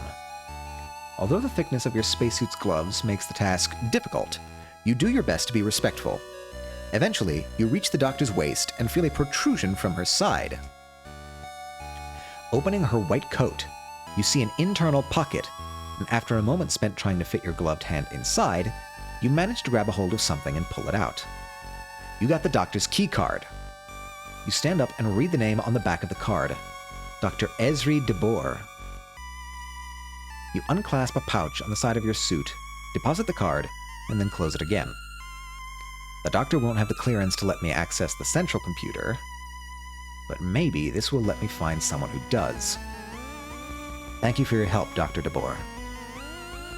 I'm just sorry we didn't get here sooner. Okay, we've got a key card. I think we can now move back out to the central hub. Having made your way back in the maintenance crawlway, you work your way up into the darkness, the dull starlight from the airlock that illuminates the central hub, barely illuminating the exit above you.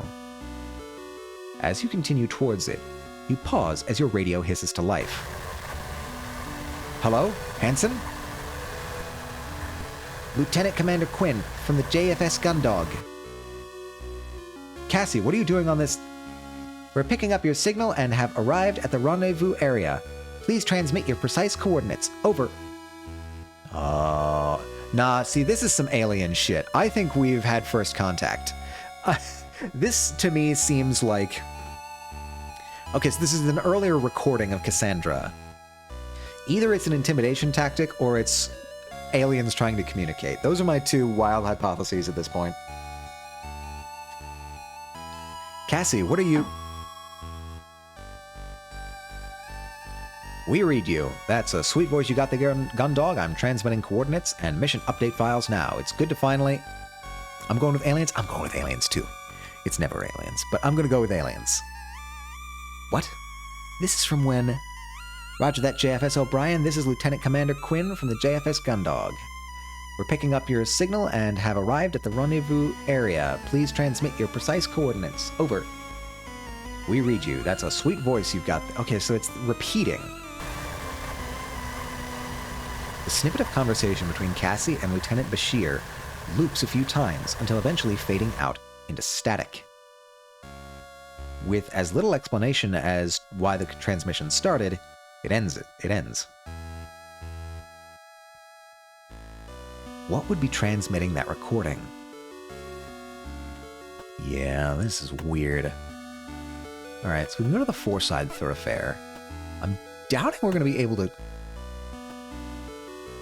I'll start with the quarters. Mute. O'Brien Crew Quarters. Stood outside the door that would be yours. Had you served on the O'Brien instead of the Gundog, you can't help but feel a bit nauseous.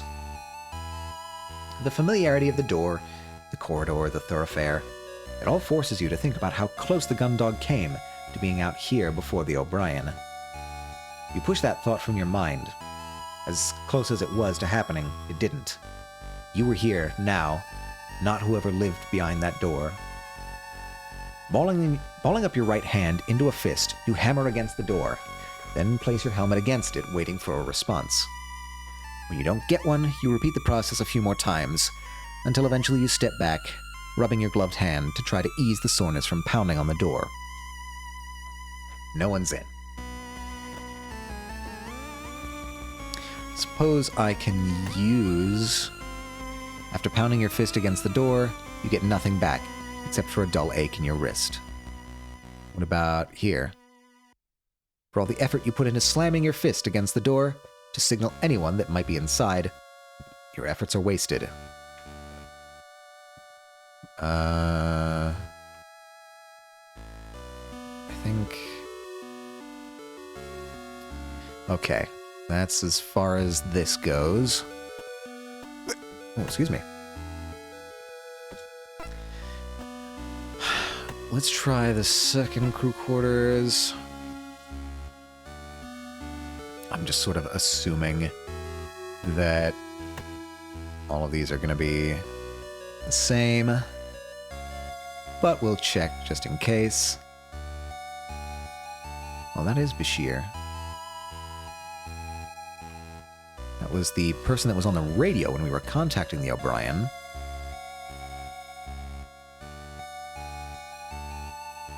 Okay. No use there. We move.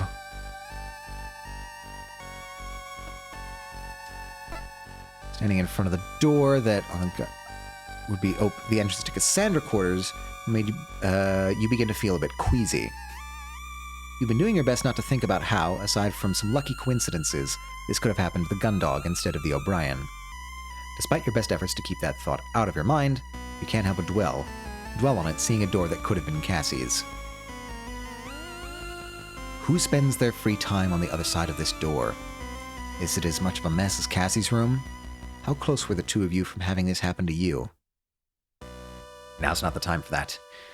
You remind yourself, stating it out loud to force the thoughts away. With your focus back on the task at hand, you repeat the process you've been using to check for signs of life or crew activity. Unfortunately, you get nothing back. Captain's quarters, what do we got? You approach the captain's quarters at the end of the corridor to see the same Jovian insignia as the one on Captain Barnamuse's door. Below it is a nameplate which proudly presents the O'Brien's captain's full name, Paul-Henri Gerard. Ooh, it's a French name. With Dr. de Boer's keycard in your possession, you move towards the captain's door and lay out the PST off to the side. You'd been saving the PST's battery for when you confirmed a surviving member of the crew and genuinely needed it. But the chance that the ship's captain was in there, as well as their card and access codes, was too great to ignore, and you were willing to use the battery power for it. Alright, let's go for it. Let's go for it. You kneel down beside the terminal linked to the captain's quarters, and begin the well-practiced process of connecting the PST and going through its menus, eventually selecting the unlock function. And now, all I've got is this doctor's keycard. Hopefully that's enough. With a sense of trepidation, you unfasten the pouch on your belt and take out the doctor's keycard. As a security officer, your card had enough authority to access every room short of the central computer, even the captain's. You weren't entirely sure that the doctor's card would be sufficient. Without much of an alternative, you slide Dr. de Boer's card into the slot and hold your breath. Thankfully, you see the door begin to slowly slide open, and with an exultation of relief, you stand up. Once the door is open enough to allow you through, you make your way inside. As you'd expected, Captain Gerard's quarters were almost identical to Captain Barnamuse's, with a few small differences, like the lack of any open bottles of liquor. As you walk in, you look around. Seeing no immediate sign of the captain, you move over to the bedroom portion of their quarters, only to find an immaculately made bed and the same basic features as the ones you'd seen in the captain's quarters on board the Gundog. Well, if they're not here, there's only one other place they could be. Leaving the bedroom, you walk past the desk and stand by the door to the bathroom.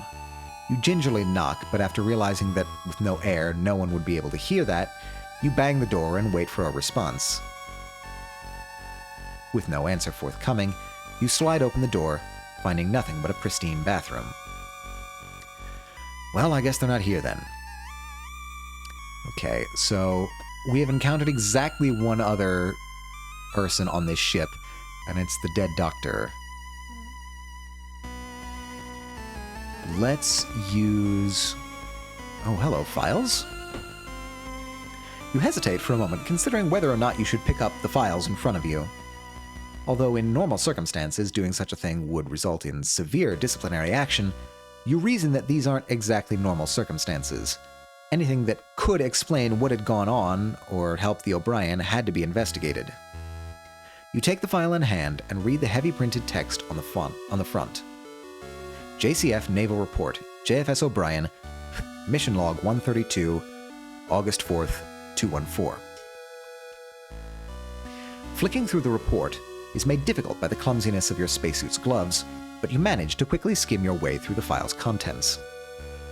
You scan the pages of General Day-to-Day ship operations to see if you can find anything out of the ordinary.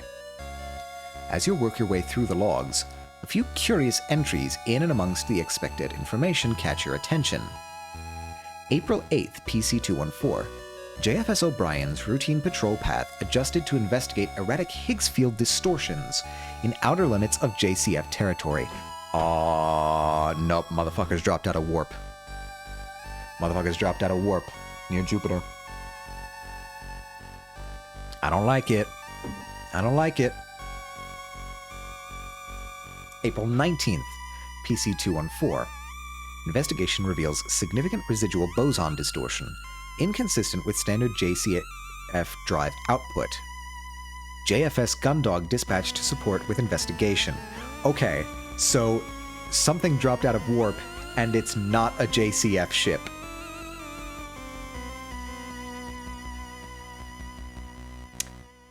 I'm just saying, I think it might be aliens.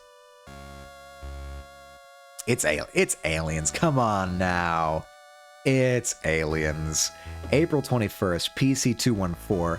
Continuous sweep of the area surrounding distortion fields finds unknown object not recognized as Jovian, Martian, or Solar Federation. Ensign Boat and Stet dispatched to retrieve. Object onboarded at 1927 JST. You brought it on board?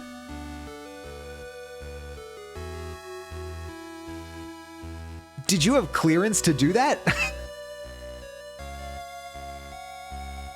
I don't think I would have done that, frankly. Even...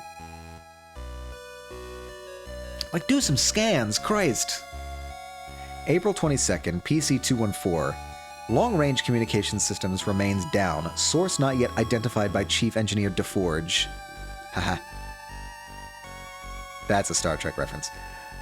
O'Brien moved to Rendezvous Point to meet with JFS Gundog for duty transfer. April 23rd, PC-214. Rendezvous with JFS Gundog behind schedule. Chief Engineer DeForge investigating unknown object for potential cause of communication failure. Destructive investigation authorized. Okay, so they were taking it apart. Sounds like they ran into similar issues as us around the time they took whatever this unknown object is on board. Unknown object, huh? Well, that's clearly aliens. Where did you put it? Oh, hey. It's a bonsai tree. If this is all for nothing, I guess I could take this back to the Gundog with me. Though I don't know how long trees last in space. Science bay, maybe? We don't have a science bay. We have a sick bay. We have engineering. They said chief engineer took it, so it's probably in engineering, actually. That's going to be my guess for right now. It's in engineering. Although I should probably leave it alone until I know for certain. Yeah, it's gotta be in engineering, surely. Alright, the terminal's not gonna be working, so let's check those drawers. You'll head around to the back of the desk and try each drawer, working your way from top to bottom. Unsurprisingly, they're all locked. I'll need to find the keys if I'm going to get in there.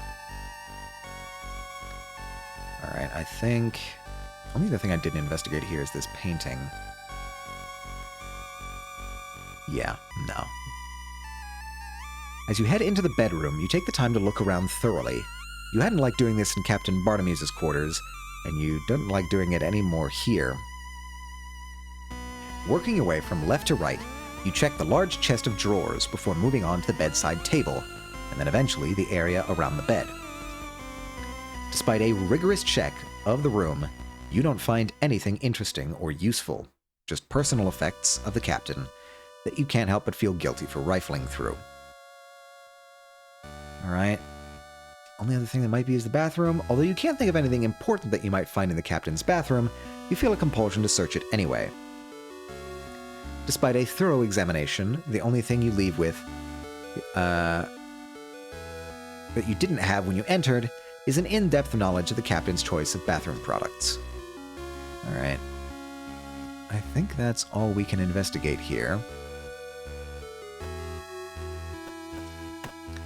Back out to the crew quarters.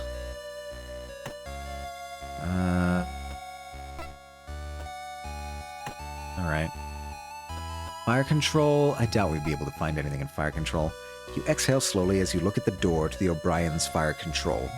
On the gun dog, Dylan had his music to keep him occupied. Whoever was assigned to this station on the O'Brien probably wasn't so lucky. With this thought in mind, you carry out the process of hammering on the door, resting your helmet on it, and then giving it another go after getting nothing but silence in return. After a few attempts where you hear nothing coming from the room beyond, you step back, mentally crossing this room from your list of potential safe havens on board. Okay, nothing in fire control. The hangar. As you make your way through the gloom of the four-side thoroughfare, you absentmindedly knock on the low-gravity warning sign before the double doors that lead to the ship's hangar. Placing the portable sub-terminal by your feet, you hammer on the doors with your fist, hopeful that if anyone's in there, they'll hear your signal and reciprocate in kind. After around 10 seconds of this, you stop and press your helmet against the door. If there's any noise in there, vibrations should travel through the door and into your helmet, allowing you to hear it. I guess no one's in there. Oh! We've got life. Hey, can you hear me in there? You call out, resuming your hammering of the door when you get no response. Hey, whoever's in there, we're from the JFS Gundog. We're here to rescue you. Can you hear me? There's definitely someone in there. Although you're still not getting an obvious response, the knowledge that someone is in there fills you with a sense of urgency, and you hurriedly set your suit's radio to broadcast. Or something. Yeah, but this is the hangar. I don't think... Would they have stored it in the hangar? They might have stored it in the hangar. Alright. This is Lieutenant DJ Atomica of the JFS Gundog. We're here to provide assistance to any crew of the JFS O'Brien.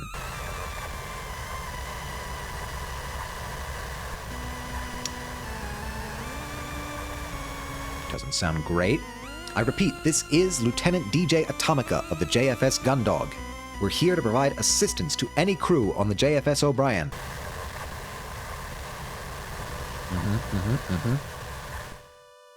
It doesn't seem like they can hear me, but if there's a chance the commander is in there, I need to take it.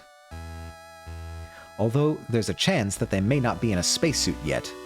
If I open these doors now, I risk pulling them out into the vacuum. There may be something I've missed that could let me get these access codes more safely. Keep explore- No! Shit!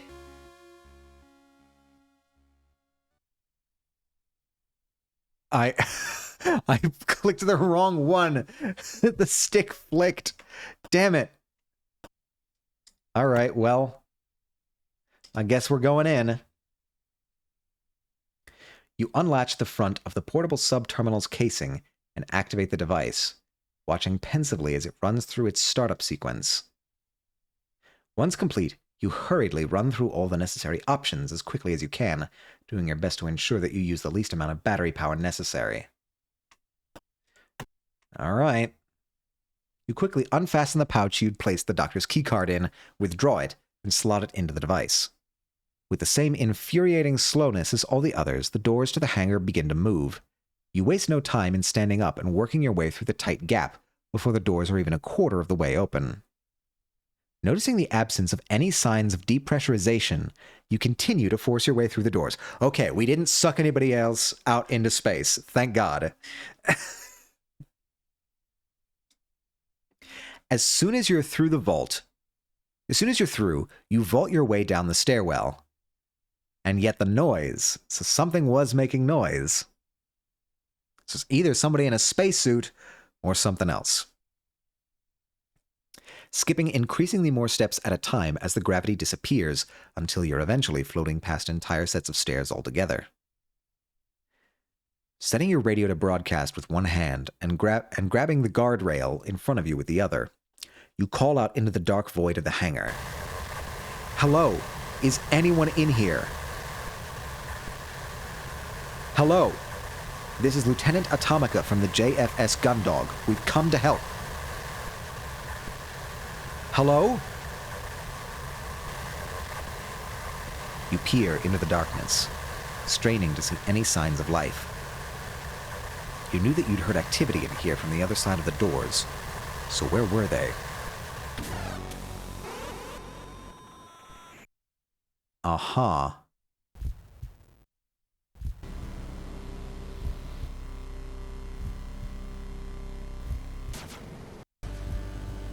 That is an alien spacecraft.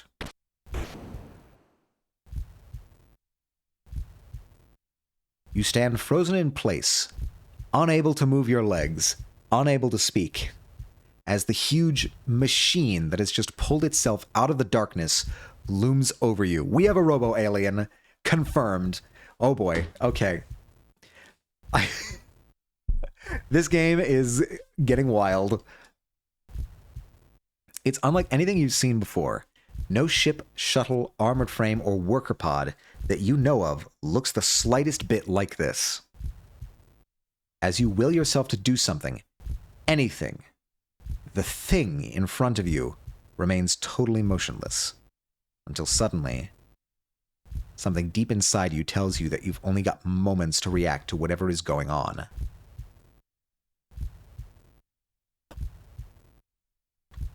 Run. Snapping out of your paralysis, you spin around, kick off the guardrail, and launch yourself towards the hangar entrance. Within seconds, you're already up at the first flight of stairs and beginning to feel the pull of the O'Brien's gravity when an intense light floods the stairwell. You stop and look down as the light fades and see that whatever's just happened has resulted in a slice through the flooring below. The stairs you just left and the wall beyond them, leaving warped metal superheated and glowing on either side of the cut. Seeing more light flooding under the stairwell from beyond the hangar entrance, you turn back, around and sprint up the stairs, scrambling out of the double doors and into the four-side thoroughfare. Well, running was right. Yep. I figure running was the safe option because if we try to communicate and it's angry, we die. If we run and it's friendly, we can always communicate later. Running is always the first step. As you stumble into the corridor, you grab your radio. "Hansen, get to the Juno right now! We need to leave!" You yell as you bolt for the central hub. "Hansen, do you hear me? We need to get off this ship immediately!" Okay, that was cool. "Hansen!" You scream one last time before sprinting down the remainder of the four-side thoroughfare. What happened? That was cool. As you pass the boundary into the central hub, the corridor behind you is illuminated with another intense flash of light. You don't turn around, instead continuing its speed towards the airlock where the Juno had been left. "Hansen, I'm serious. We need to leave now before the ship's torn to pieces. Get off the bridge and get down here." With no response from Hansen, your mind races. You're doing your best to formulate a plan when you look back at the four-side thoroughfare and see it scored with huge cuts that run from floor to ceiling. The liquefied metal of the ship's structure framing their paths. Ah, damn it! The same instinct that saved you in the hangar kicks in, and you turn towards the airlock, racing towards the open entrance and the stars you can see in the distance. As you head towards the open cockpit of the armored frame, you try and remember the startup sequence that will let you pilot it out of here. You begin the climb up the Juno's chest, and as you reach the top, look inside to see the pilot's seat empty. Ugh. God damn it, Chris, where are you? Looking back towards the entrance of the airlock and seeing no one in the distance, you know you have a choice to make. We need to wait for Hansen. Ugh. You cry in frustration, slamming your fist onto the cockpit hatch. Despite every instinct you have screaming at you to run, you know you can't just abandon Hansen. Regardless of his personality, he's still a crewmate. He dead? Let's be optimistic. All right, let's try to give a little credit to our ace pilot. Your eyes fix on the corridor leading into the airlock as you wait for him to appear. You know he hadn't received your radio signals, but he must have seen what was happening to the ship from the bridge. Come on, come on, come on. You mutter, your right leg beginning to twitch in anticipation.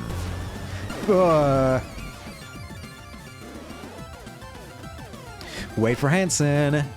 As a beam of energy tears through the airlock floor and ceiling, you barely react. You've made your decision, and you're gonna wait for Hansen until the last possible second. Chris, you asshole, you better get yourself into this Juno right now, or I swear to God I'll... Yo, what, sir? At the entrance to the room containing the airlock, you see Hansen, black box under one arm, running at full speed towards you. I'm here now. Guess it's a shame I won't see what discipline you had planned out for me. Hansen, shut up and get us out of here. Whatever you say, sir. In one swift motion, Hansen pulls himself up into the cockpit entrance and disappears inside. As soon as he's in, you enter after him and quickly begin to buckle yourself into the passenger seat. In just a few seconds, Hansen pulls the lever that seals the Juno's cockpit and works his way through the entire startup sequence.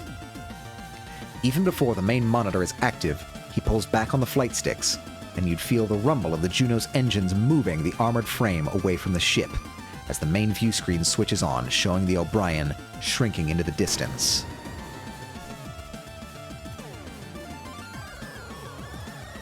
What did you do? One minute I'm pulling out the black box, the next I can see a light show going on outside and some kind of laser beam nearly cuts me in half. I didn't do anything. There was something in the hangar and then it went off. It was tearing the whole ship apart from the inside. So you tripped an AF's weapon system or something? Can't let you anywhere near those things without you causing problems. You're about to continue your protests at Hansen when you see a column of light penetrate the surface of the O'Brien.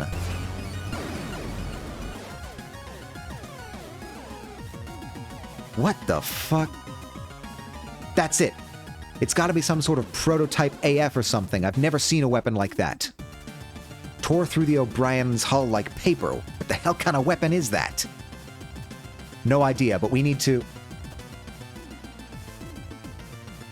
warn the gun dog. Get back to the gun dog right now. What? And leave that thing out here? Whatever that thing is, it just shredded the O'Brien from the inside out with a weapon we've never encountered before. Our comms are out, and if it takes us down and gets the drop on the gun dog, they'll be sunk in seconds. Hansen looks to you, from you to the screen showing the strange craft atop the O'Brien's hull, and after a moment of deliberation, turns the Juno towards the gun dog and sets off at maximum thrust. If we can warn them, maybe Dylan can get it on the long-range system and take it down with the cannons before it... Huh? Damn it! You grip tightly onto your seat as Hansen struggles to reorient the armored frame. Something had just struck you, hard. As the ensign regains control over the Juno, you see the enemy machine disappearing into the distance on the main monitor. That thing just slammed into us and took off like nothing happened. What the hell is it? It's heading straight to the gun dog. Go, now! What do you think I'm doing? Hansen barks as he resumes maximum thrust, causing your machine to judder and shake. As the enemy shrinks into the distance on the Juno's monitor, Hansen doesn't let up on the speed, maintaining the high level of acceleration. The tremors you can feel in the cockpit grow more intense the faster the armored frame moves. Grabbing onto the straps holding you in place with both hands, you can pass your eyes over the readouts on the cockpit various dials and sub-monitors. Danger! Alert! Almost all of them are flashing warnings or alerts, with the needles on the majority of the gauges deep in the red. Chris, if you keep this up, the Juno's gonna fall apart. Slow it down! Hansen smirks at your order, scoffing, as he somehow finds more acceleration that increases the vibrations to the point you feel like they'll shake you to pieces any moment now. This is my Juno, Lieutenant. Don't tell me how to treat her. She's not as delicate as she looks. And we're gonna need all she's got to get back to the gun dog before that thing. Cruz, if we get back and we're dead... Yeah, you can write me up to the captain when that happens. You groan and close your eyes, trying to ignore the beeping that's started and the high-pitched whine you hear coming from the back of the cockpit. You're aware of every second that passes as the two of you race back to the Gundog, the tension worsened by the near-constant screaming of the warning signs. With Hansen in control, all you can do is hope that you get back in time before the Gundog can be cut to pieces by the weapon you'd seen make short work of the O'Brien. You've lost track of how long you've been pursuing the enemy when suddenly some garbled static bursts from the speakers and a shrill and panicked voice screeches at you. I repeat, this is Lieutenant Lord of the JFS Gundog. We're under attack by an unknown enemy unit. Any JCF ships in range, please respond. This is Lieutenant... Lord, this is Gundog 1, approaching the Gundog at... Cruz, where have you been? Get back to the ship right now. We're under fire from something. Hansen rolls his eyes as he's cut off by Vanessa's demand. Roger that, ma'am. Gundog 1, return it... now! Shaking his head rather than following up with an answer, Hansen quickly flicks a few switches as you see the readouts on some monitors switch to display information about the armored frame's weapon systems. As he does this, you turn your attention to the main monitor. In the distance, you can see small lights flickering in and out, surrounding a point in space the on-screen readouts inform you is the Gundog. With the Juno approaching the ship at speeds you can see... Hold on, let me start that again. With the Juno approaching the ship at speed, you can see that the lights are actually rounds being rapidly fired from the Gundog's point defense system. A collection of rotary cannons mounted on turrets along the ship's exterior. You can tell from their short bursts and the erratic shifts in the direction they're firing that the machine you ran into on the O'Brien is moving both quickly and unpredictably, with the automated cannons unable to keep up. Lord, this is Gundog 1. We're back at... Cruz, what the hell is this thing? How would I know? Ugh, useless. You hear Hansen mutter something under his breath, too quietly for the communication systems to pick up. Just destroy it. We've already taken some heavy hits to the port hull. Yeah, I get it. Just tell Dees to watch that anti-air. As the Juno closes in, oh my god. Oh, that looks really cool. The animation is great. Sorry, I don't mean to break the mood, but god, this looks cool. As the Juno closes in on the Gundog, you watch the trajectory of the shots being fired from the point defense system, knowing that they indicate where the enemy machine was, rather than where it is. Yeah, like they occasionally pull out like just some really nice fluid animation. It does look amazing. Based on the speed at which it's moving, you know that if you're going to have a chance at taking this thing down, you'll need to figure out a way to get ahead of it. You're about to make this observation to Hansen, but you see a deep focus on his face, his eyes tracing the path the enemy moves along as it weaves around the barrage coming from the ship. With a sudden flurry of motion on the controls, Hansen adjusts the armored frame's trajectory, sending it soaring uncomfortably close to the Gundog's bridge, just in time to intercept the strange craft as it rises up from the far side of the ship. The game has really been stunning. It is the art. I thought this was going to be more, or I guess less action-packed than this, but I'm in now. This is going at full throttle. Revising the same evasive maneuvers. Amateur. Hansen yells. Slamming down on the pedals, Hansen positions the Juno over the top of the enemy, and you hear a heavy clink as he pulls the trigger on the right flight stick. Too easy. Oh, look at this! Oh, man! As the rounds from the machine gun slam into the target, Hansen presses down on a button on the left flight stick, sending a volley of missiles roaring away from the Juno's shoulder pod and directly into the enemy, engulfing it in an explosion. Doesn't matter how powerful the machine is if the pilot's no good. What? As the smoke clears, staring back at you is the machine that you'd just seen hit by a swarm of missiles, each one individually powerful enough to destroy another armored frame. Instead of being totally destroyed, the craft looks completely fine. You don't even see a hint of a scratch mark on its armor. What is this thing made of? Hansen snarls, pulling the trigger on the right flight stick again, this time emptying the entire magazine into the target. As if totally indifferent to Hansen's assault, the craft turns to face you, and you see an increasingly bright light begin to build in front of it, with sparks and crackles of electricity running along its nearby surfaces. Move! Don't tell me how to pilot! The ensign yells back at you as he navigates the Juno away from the beam that tears through the space you just occupied.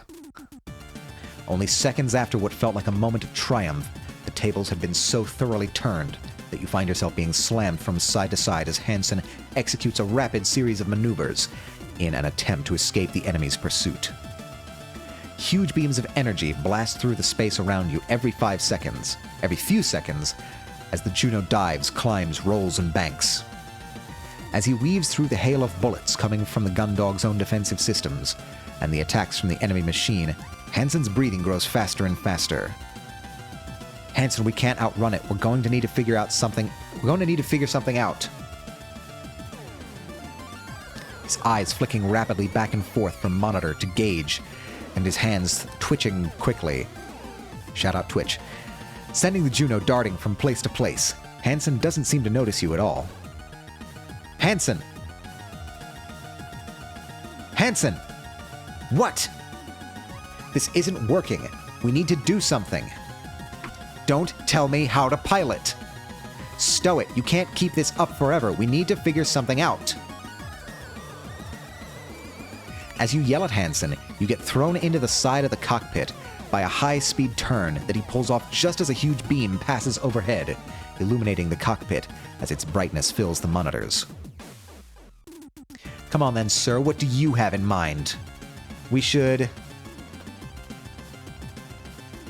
use Dalton's creation. Yes, that's gonna be it. It's all coming back together. You rack your brain trying to come up with some way to stop this impervious enemy. You just watched it take a direct hit from the frame-busting missiles and come away without a scratch. If that didn't harm it, then nothing else the Juno wielded would be able to stop it. Your thoughts race as you try to come up with a solution. How do you destroy the invulnerable? That's it! What? If the missiles won't take that thing down, nothing else we've got is going to be able to destroy it. Great, so what, Lieutenant? You think we should just surrender now? Let it destroy us? That's not what I mean. If we can't destroy it, then we need to change tactics. We need to try and disable it. Hansen glances across to you with a sneer, clearly about to criticize your idea, but before he can respond, his attention is taken by another blast from the enemy's energy weapon, which he evades at the very last moment. Dalton's been working on a compound to seal hull breaches, but he's been turning it into ammunition for the Juno's machine gun too. If it works, we can trap this thing. That stuff's made to set hard enough to act as a new hull. There's no way it could escape. Hansen scoffs at you despite being in the middle of carrying out a maneuver involving suddenly braking, dropping downward through space, and letting the enemy machine fly overhead so that he can fire another volley of machine gun rounds at its underside. If it works, Lieutenant. What if it doesn't? Are you going to trust that little dork with our lives? Have you got a better idea, Ensign? That's what I thought. As the Juno continues to shake from this strain, its engines are under, and the sudden spins... As the Juno continues to shake from the strain its engines are under, and the sudden spins and turns Hansen is making it perform, you manage to lean towards your communications system and press down on a button that allows you to broadcast. Gundog, this is Gundog 1. Patch me through to Cadet Grange. Don't touch my controls! Shut up, Hansen. I repeat, Gundog, this is Gundog 1. Patch me through to Cadet... What do you want, Atomica? We're just about to send Rumney out. Well, the launch pads are damaged, so they're coming out the main hangar door. Deal with that thing for a few more minutes. Nothing we've got on the Junos are going to stop it, Lord. Just put me through to Dalton. He's busy getting Haru's AF out there. I'm in charge of this Operation Atomica, so don't go distracting my... Lord, shut up. Put me through to Dalton right now. Lieutenant, we're doing our best to get Haru out there. We just need a... Dalton, forget about Haru. Did you manage to make any more of your sealant ammunition? Huh? Yeah, I managed to make enough for 2 whole magazines, but... Send it out, now. But, Lieutenant, I've not tested... Now, Dalton. Yes, sir. The cockpit shudders as the armored frame breaks suddenly, following a tight corner that takes it around the rear of the Gundog and out of sight of the attacker. Although you're slammed backwards, Hansen remains focused and unleashes a barrage of machine gun fire just as the enemy soars past you. As you recover, you glare at Hansen. Was that necessary? Never waste ammo, Atomica. Before the other craft can respond, Hansen quickly maneuvers away, and you see the empty magazine eject from the Juno's machine gun. Grange, send the ammo out on a supply launch, heading 0 Mark 30, full thrust.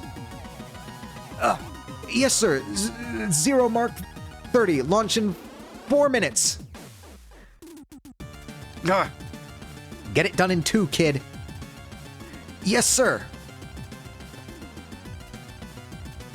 Ignore it. With the enemy back in pursuit, Hansen brings the Juno up to full thrust as he navigates the armored frame above the Gundog into a location you know has the most point defense coverage. The pressure from the sudden acceleration pins you against your seat, but you manage to turn the lock. You turn to look at Hansen, the mocking he'd just given Dalton at the forefront of your mind despite everything. You watch as Hansen's eyes flick rapidly to the different screens and readouts within the cockpit, his hands moving almost too fast to perceive as he feathers the flight sticks to simultaneously evade the fire from the Gundog and the attacking craft. The Taco Corgi, hello, hello! Welcome in. You've joined at a very exciting time. We are in a pitched space battle. With what I can only assume is an alien mech. We may have just had first contact. Thank you for the hydrate as well. Actually, I'm going to take a bigger hydrate.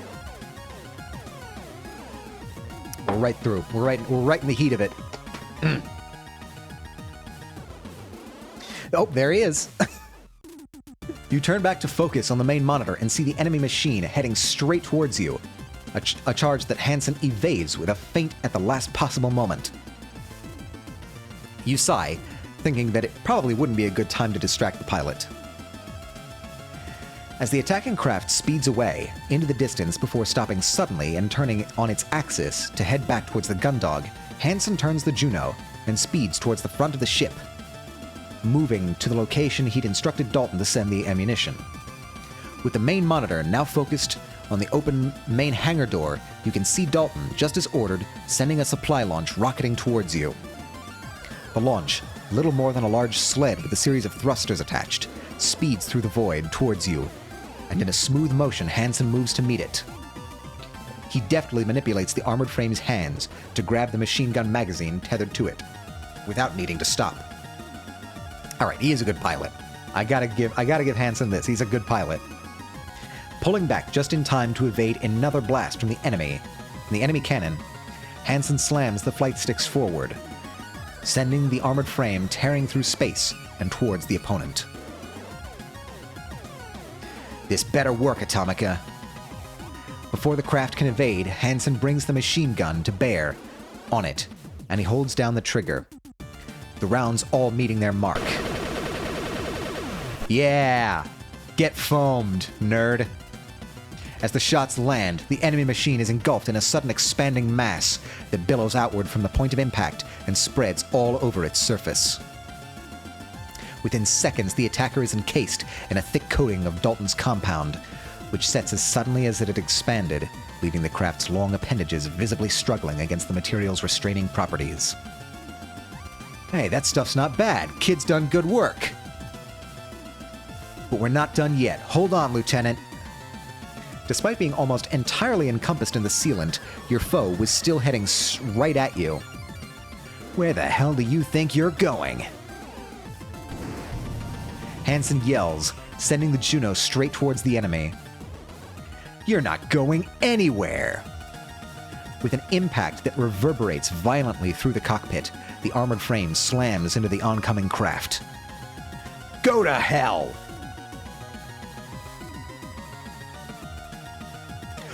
He's got a knife! You watch as with a rapid sequence of button presses on the right flight stick, Hansen commands the Juno to let go of its machine gun and draws its combat knife. The whole armored frame shakes with each impact as Hansen drives the knife over and over into one of the small portions of exposed armor showing amongst the mass of sealant. Your world becomes a cacophony of noise as the clash with the knife on the armored surface of the enemy machine, the scream of the Juno's engines as they struggle to counteract the other craft's thrust, and the various alarms and warnings all fill the cockpit. 60. Oh, sorry, go down. Go. It wasn't 60, it was go. Go down. You. Ah, hell. Suddenly, you're forced back into your seat by a rush of acceleration. Oh, my VTuber died. My VTuber died. Emergency, emergency. Switching over to other VTubing program. Disable VTube Studio. Select source. Properties. Change. Yeah, there we go. All right. System's back online. Hansen, what's going on? You just about managed to turn your head against the force of the thrust to see Hansen shunting the flight sticks back and forth and stomping on the pedals. Its engines must have cut out, but the controls have gone on ours. I can't stop them. As Hansen continues to struggle with the controls, Vanessa screeches at you over the radio, sounding more panicked than ever. Chris, you're headed straight for the hangar. Change course. Chris! I'm trying. Chris, you're going to...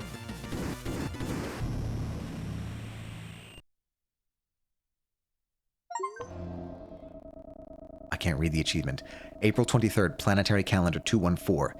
Despite N and Chris's gaining an advantage against the unknown enemy craft that had attacked the JFS Gundog, a mechanical failure in the engines of his Juno 3 resulted in both the unidentified machine and the armored frame crashing into the ship's hangar. Lieutenant Atomica and Ensign Cruz were both quickly extracted from the armored frame and sent to the ship's sickbay. Upon being cleared for duty, Lieutenant Atomica is ordered to the hangar to help secure the enemy craft. Outer Jovian space, the hangar of the Jovian patrol ship JFS Gundog.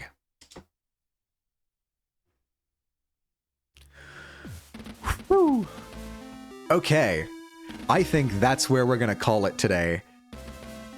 Oh my god. What a turn this has taken. I could not be more pleasantly impressed by this game. Let's save. Want to overwrite my save? Yes. Whew. Wow. Okay. I'm very invested too, Ba. This has gotten way deeper than I expected it to. Hats off to the developers. This is great. Now, I am still anticipating many problems ahead with the alien on board, but what I am anticipating being more of a problem is we still have not had the conversation with our girlfriend about forgetting the anniversary date. So, that may still be a coming down the line. Okay, yeah, wow. I guess we can now select who we're going to raid. Wow, that was really cool. I am so happy that I started playing this game. Man, oh man, okay. We've got...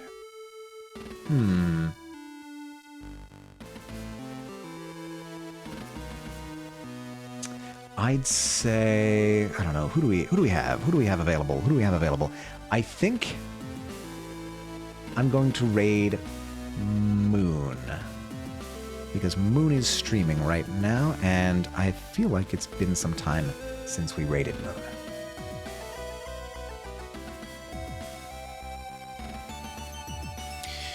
Okay, that's all good and ready. Just need to get the raid command out there. All right. Select a raid message of your choosing if you'd like, while we go raid Moon Ambi. I will get the proper raid command ready. Moon Ambi. I forget if he has a... Nope, it's just Moon Ambi. Cool. Thank you for streaming. Thank you so much for joining me, Baw, and everybody who stopped in to say hi today. Boy, oh boy. I am super impressed with this game. I love it so much. Can't wait to play more of it next time, which will be next week. Same time, same place, 1 p.m. EST, Saturday. We're going to be picking up right where we left off with this truly amazing game, Stories from Seoul, the Gundog. I hope to see you all there. If not, I hope you all have a wonderful rest of your day, a wonderful rest of your week, and as always, stay true to yourselves, everyone.